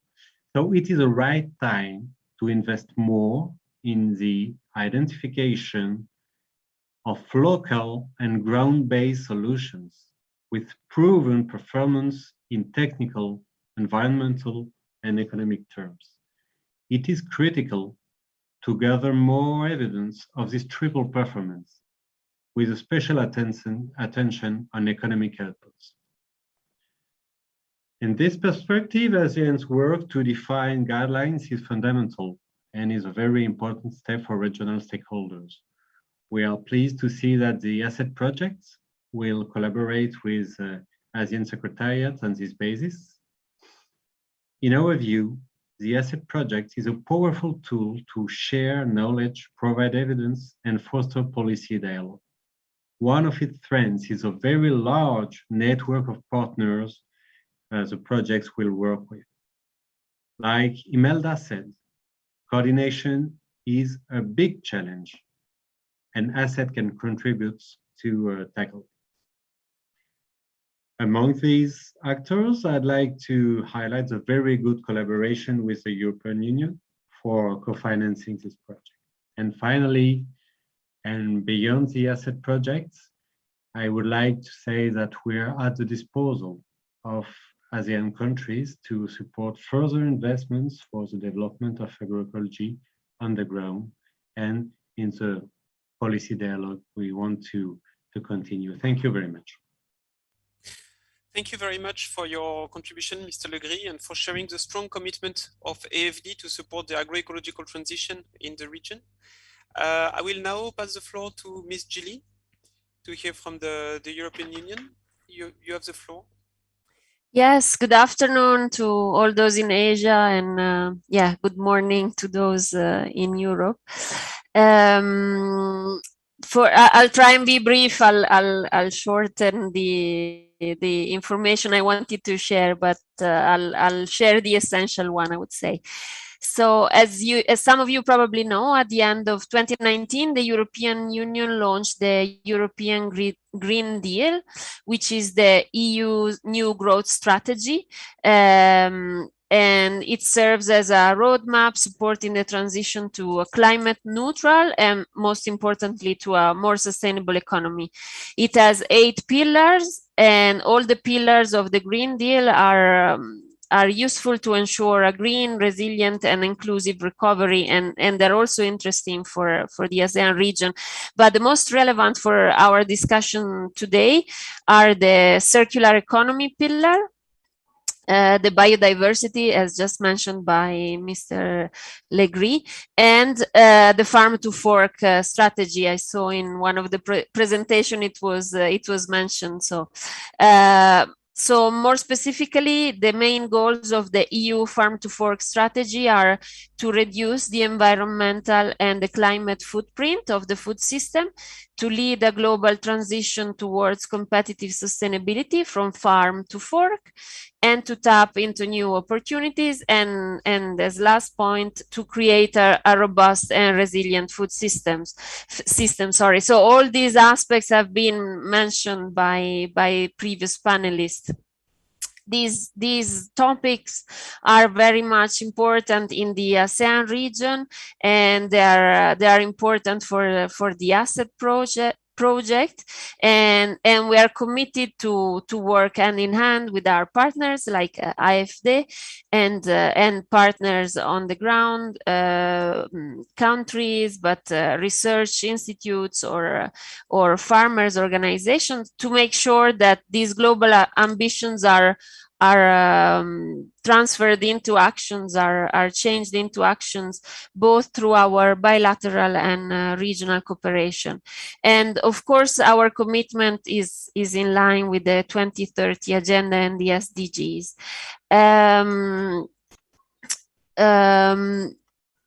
So in order to do this, we need an investment in research on agriculture and rural development. So we have invested in the past, the international community has invested in the past to improve the way agricultural products and inputs were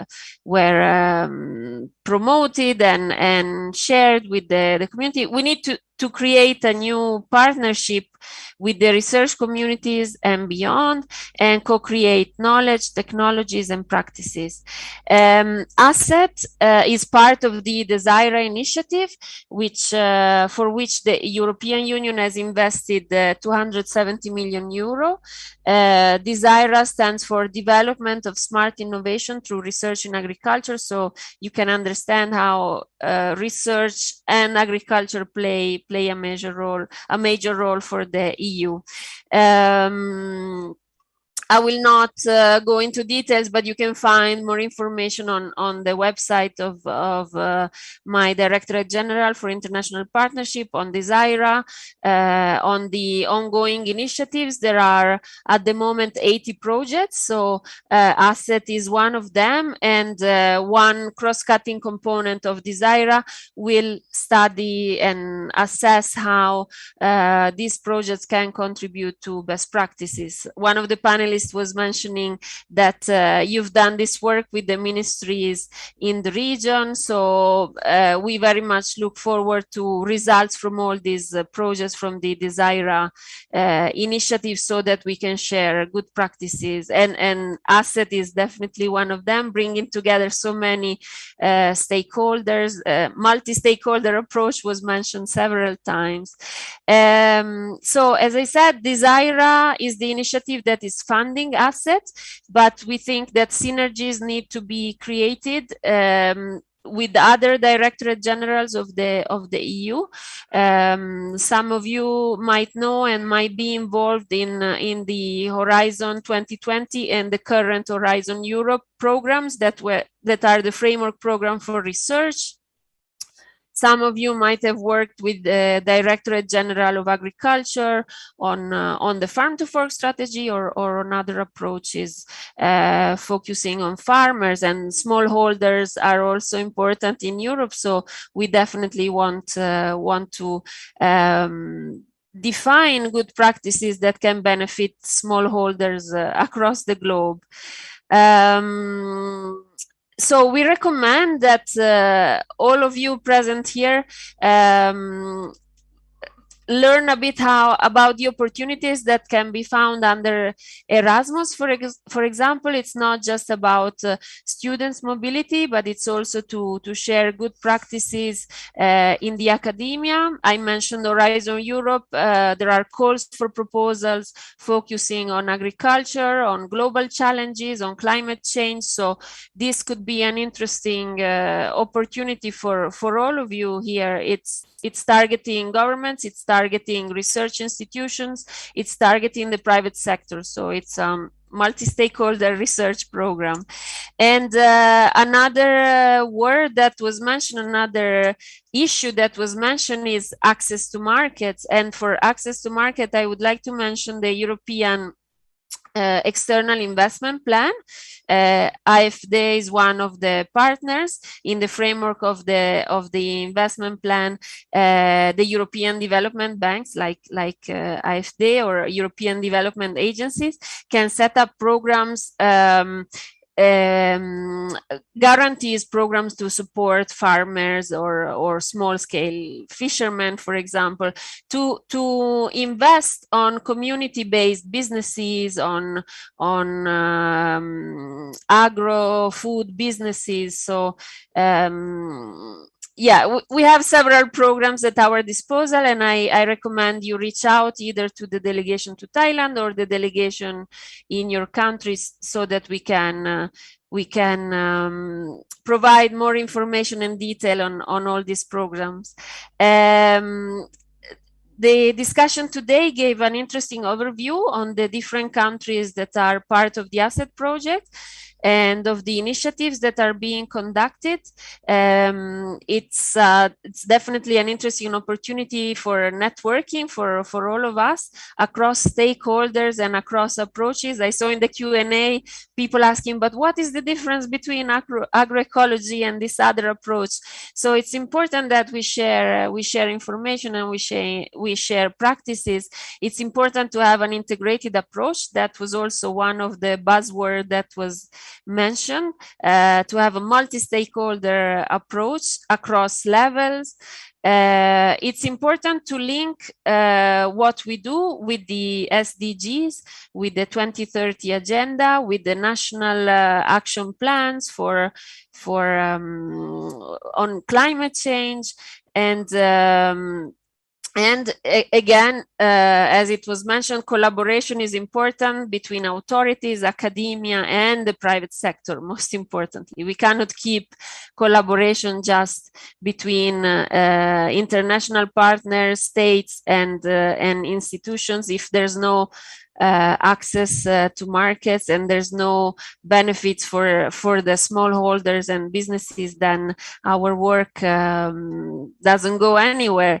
So thanks again for the opportunity to speak. I'm happy to provide more details on the policies and programs of the EU that could be relevant to your institution or to your ministry or to your NGO. And I'm sure colleagues in other delegations in the region would be happy to do the same. So thanks again for the opportunity, and I wish you a good rest of the seminar tomorrow. And I'm happy to share whatever information is requested. Thanks. Thank you very much for your commentary and for sharing all these programs and strategies developed by the EU. Now we are going to move to our last speakers. I will call Dr. Anchal to take the floor. Dr. Anchal. Yeah, the floor is yours. Thank you, Pierre. Thank you. Thank you very much. I know it is already late, so I will try to be brief. First of all, I wish to thank the organizers for inviting ADB to offer some views. I also want to congratulate the ASET project leaders and collaborators and partners for initiating this important project in the period of pandemic. I think the project has a lot of relevance in terms of pandemic recovery also.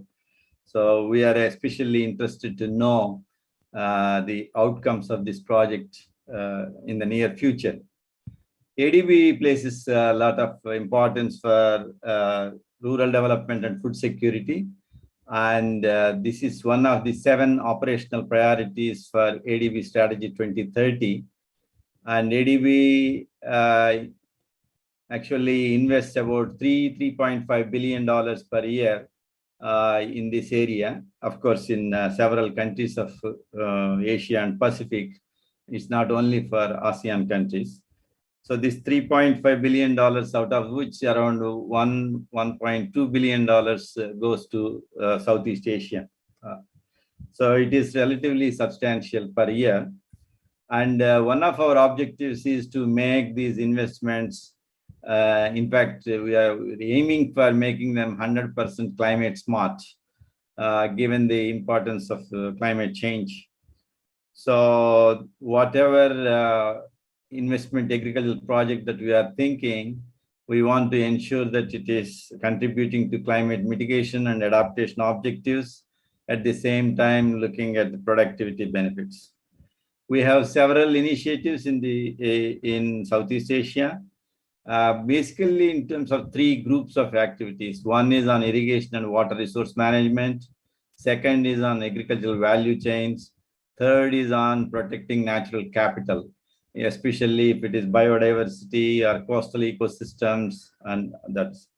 So in support of that, we have both technical assistance projects and also investment projects. As I already mentioned, we are investing around $1.2 billion per year In addition to that, about maybe $10–20 million of technical assistance is also given. In the technical assistance, we also support the policy platforms, demonstrations, and capacity building. So we are actually actively looking forward to this asset project's knowledge partnerships, because this project is aimed at addressing knowledge gaps, policy gaps, or implementation gaps, somebody has mentioned, and also the ownership, actually, in terms of stakeholders. The technical issues wise also, we have something called GMS, Sustainable Agriculture and Food Security Program, where we are looking at three main areas. One is the greening the agribusiness supply chains, supporting the small and medium agribusinesses, mainly to follow the climate smart agricultural practices, and crop safety and quality, and also animal health and value chain development in a sustainable manner, mainly in terms of improving safety and quality. And we are also looking at transformational adaptation to climate change of agriculture in the GMS, and also water, food, energy nexus issues.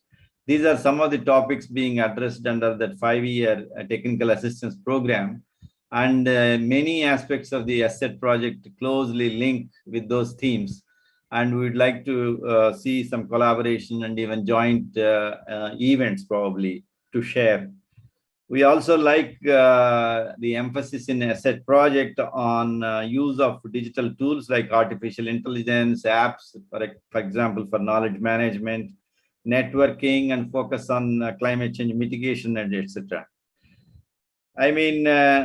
Just to be realistic, I also want to end with some notes of caution. It is us, whether it is development partners or governments or the policymakers or the private sector, actually that has led our farmers into industrial model of agriculture, maybe 40–50 years ago. We claimed that the industrial model of agriculture is going to solve all the problems of food, insufficiency or food security. In 1960s, we fantasized the green revolution to such an extent that that is the only panacea for all the problems in agriculture. Now we have passed through, after 50 years of experience, we are realizing the problems of industrial agriculture. Now we want to suddenly transform the farmers to go back to other agroecological based systems. So that is why the issue of whether it is transition or transformation. The project talks about transition, but if we really want to look at, maybe we need transformation. I think that is why food systems transformation has become more in vogue.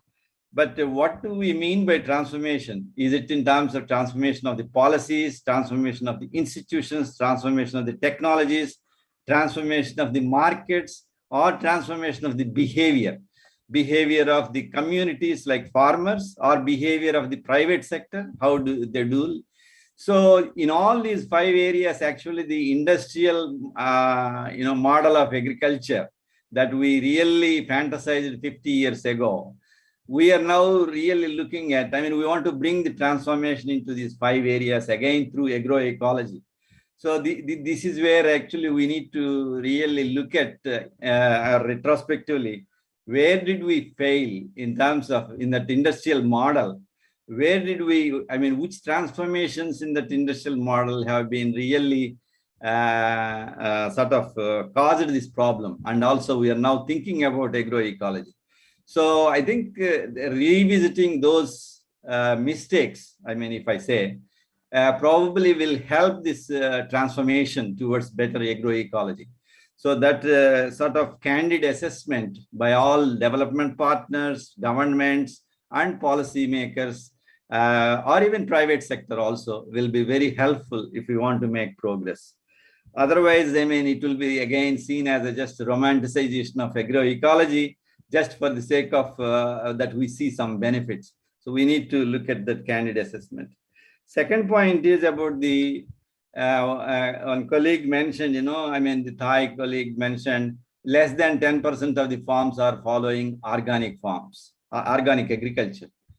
So why 90% are still following the industrial? It means they see some risks in the so-called organic agriculture or agroecological this thing. So here we need to see, I mean, how do we make a strong business case for agroecology? I mean, unless we say that there is a profit, there is a benefit, there is a quantifiable benefit, not just imaginary benefits, not principles, but there must be a quantitative benefit that must be realized. As the Sustainable Rice Platform is demonstrating the metrics of the benefits, whether it is, benefits in terms of ecological benefits, it's good, farmers will like it, but ultimately they also want economic benefits. And there actually the SRP is showing that there is at least an increase of range of 10 to 20% or 30% increase in the economy. So how do we really make a strong business case for these agroecological approaches is something that I want us to consider, I mean, collectively. Third is that, again, the digitalization. There is a flood of digitalization tools and digital tools available. Again, I mean, of course, there are always efficiency gains, but again, depending on the country's circumstances, are our farmers are ready to implement this? Are we flooding the things? Are we really building the confidence? Because there are many digital tools that have had short lifespans. They're basically, even in computer revolution, we are continuously updating the software. We are continuously moving on to new systems, whether it is iPhone or anything. So are our farmers ready to adapt? Are our stakeholders ready to adapt with the rapid transformations in the digital technologies? So which digital technologies are really appropriate for our country circumstances based on the capacities and needs, etc.? This is something, again, we all need to reflect. I mean, those are some of my sort of points of caution. But we really look forward to this project's progress and achievements, and we would like to collaborate actively in sharing the knowledge, and we wish the good success with this project. It's a very innovative and excellent project in design. Thank you. Thank you very much, Dr. Ancha, for your intervention and for sharing about the project and priorities of ADB. We take good note of your word of caution in regard to what needs to be transformed and how, as well as the importance to develop strong business case for transition to agroecology. So now we reach the end of this session, and I really would like to, on behalf of the organizer, to thank you very much, all of you, for your contribution and for sharing ongoing and upcoming engagement in the region that will support this transition. It was a great pleasure to facilitate this very rich exchanges. The region is facing a lot of challenges, as we could hear, but we have heard also that there are a lot of promising innovative initiatives and opportunities to tackle all these challenges and to accompany the much needed transition toward agroecology and safe food system. So we'll take good note of all these recommendations and we'll incorporate them into the asset project, as well as in our support to the ASEAN Secretariat for the development of sustainable agriculture guidelines. So now I would like to pass the floor to Dr. Katinka Winberger, Chief of Environment and Development Policy Section in the Environment and Development Division at ESCAP in Bangkok. She will provide a short wrap-up of the day and introduce the exciting program of tomorrow. So Dr. Katinka, you have the floor. Thank you very much, Pierre. How can I do a short wrap-up after such an intensive and rich discussion? But there are indeed a couple of key messages, I think, that come out from the day. And if you would just give me a couple of minutes just to summarize them and then to link them to the discussion of tomorrow. So I think one message is very clear. The stakes are high. The agricultural sector really needs to ensure an increased productivity, to ensure food security for all, while also protecting the natural ecosystems and ensuring local resilience. And at the same time, the agricultural sector in the ASEAN region is a very important source of livelihood, of income and employment. As presented by the ASEAN Secretariat, agroecology is at the center of sustainability and the circularity response. And that is really encouraging to hear. It is encouraging to hear that ambition is growing and that there is a development of a strategic orientation. We can really not underestimate the importance of this, because this really sets the direction from the top. And on a side note, it was also very encouraging to hear that the development partners are fully behind a transition to more sustainable systems. What we also heard was that there's a very strong intention to work with different stakeholders to promote sustainable a transition towards sustainable agriculture. And we heard a number of best practices on well-developed networking and partnerships in this regard. A multilateral approach clearly is critical because support for agroecology is growing at global as well as national levels. And we heard that for the ASEAN Secretariat, this is a very important priority, where the harmonization of approaches and networks are being supported through the technical working groups. We also heard that guidelines on sustainable agriculture will be circulated to member states within this year and will be submitted to the ASEAN mechanism and the senior officials. One point I would like to make is around innovation. Agroecology and its transition towards agroecology will require innovation, and farmers and small and medium enterprises will need access to skills, understanding, and innovative capacity. We believe that this framing can help to support the goals of economic prosperity and also bring stakeholders together. However, it needs market, research, policy, and financial transformations to be brought together. The research community will be essential in its contributions towards measuring and monitoring the progress in making the case for the transition. But research must increasingly be integrated across all stakeholder perspectives. In this context, reconfiguring the research and knowledge generation is critical. It must be problem and solutions oriented to also address the power dynamics of knowledge. And we really hope to see ASEAN playing an important role in this. Finally, cooperation. We heard a lot about cooperation and coordination today. We heard that it is important, but it also is a challenge, and that more effort and investment is required to strengthen cross-sectoral and horizontal cooperation. And again, we hope that this is something that the ASEAN project will contribute to, and we appreciate the voices of support that we heard from the various development partners around the table. Now, let me move into tomorrow. Tomorrow we will have the opportunity to go into deep dives of different aspects of promoting transitions that have been raised today. We will have 2 sessions in the morning, 2 sessions in the afternoon. And I'm sure that there are a lot of unanswered questions from today. Please join us tomorrow, because the sessions tomorrow will provide for an opportunity for further deep dives. In the morning, we will be looking at strengthening networking, knowledge sharing, and capacity building for scaling up agroecology and safe food system innovations. And in parallel to that, we have a session on agroecology and safe food system innovations and their scaling out at local level. And then in the afternoon, we have a session on climate action, monitoring, and financing, and one on policy dialogue and processes for scaling up agroecology and safe food systems innovations. So again, we very much look forward to welcoming all of you back tomorrow.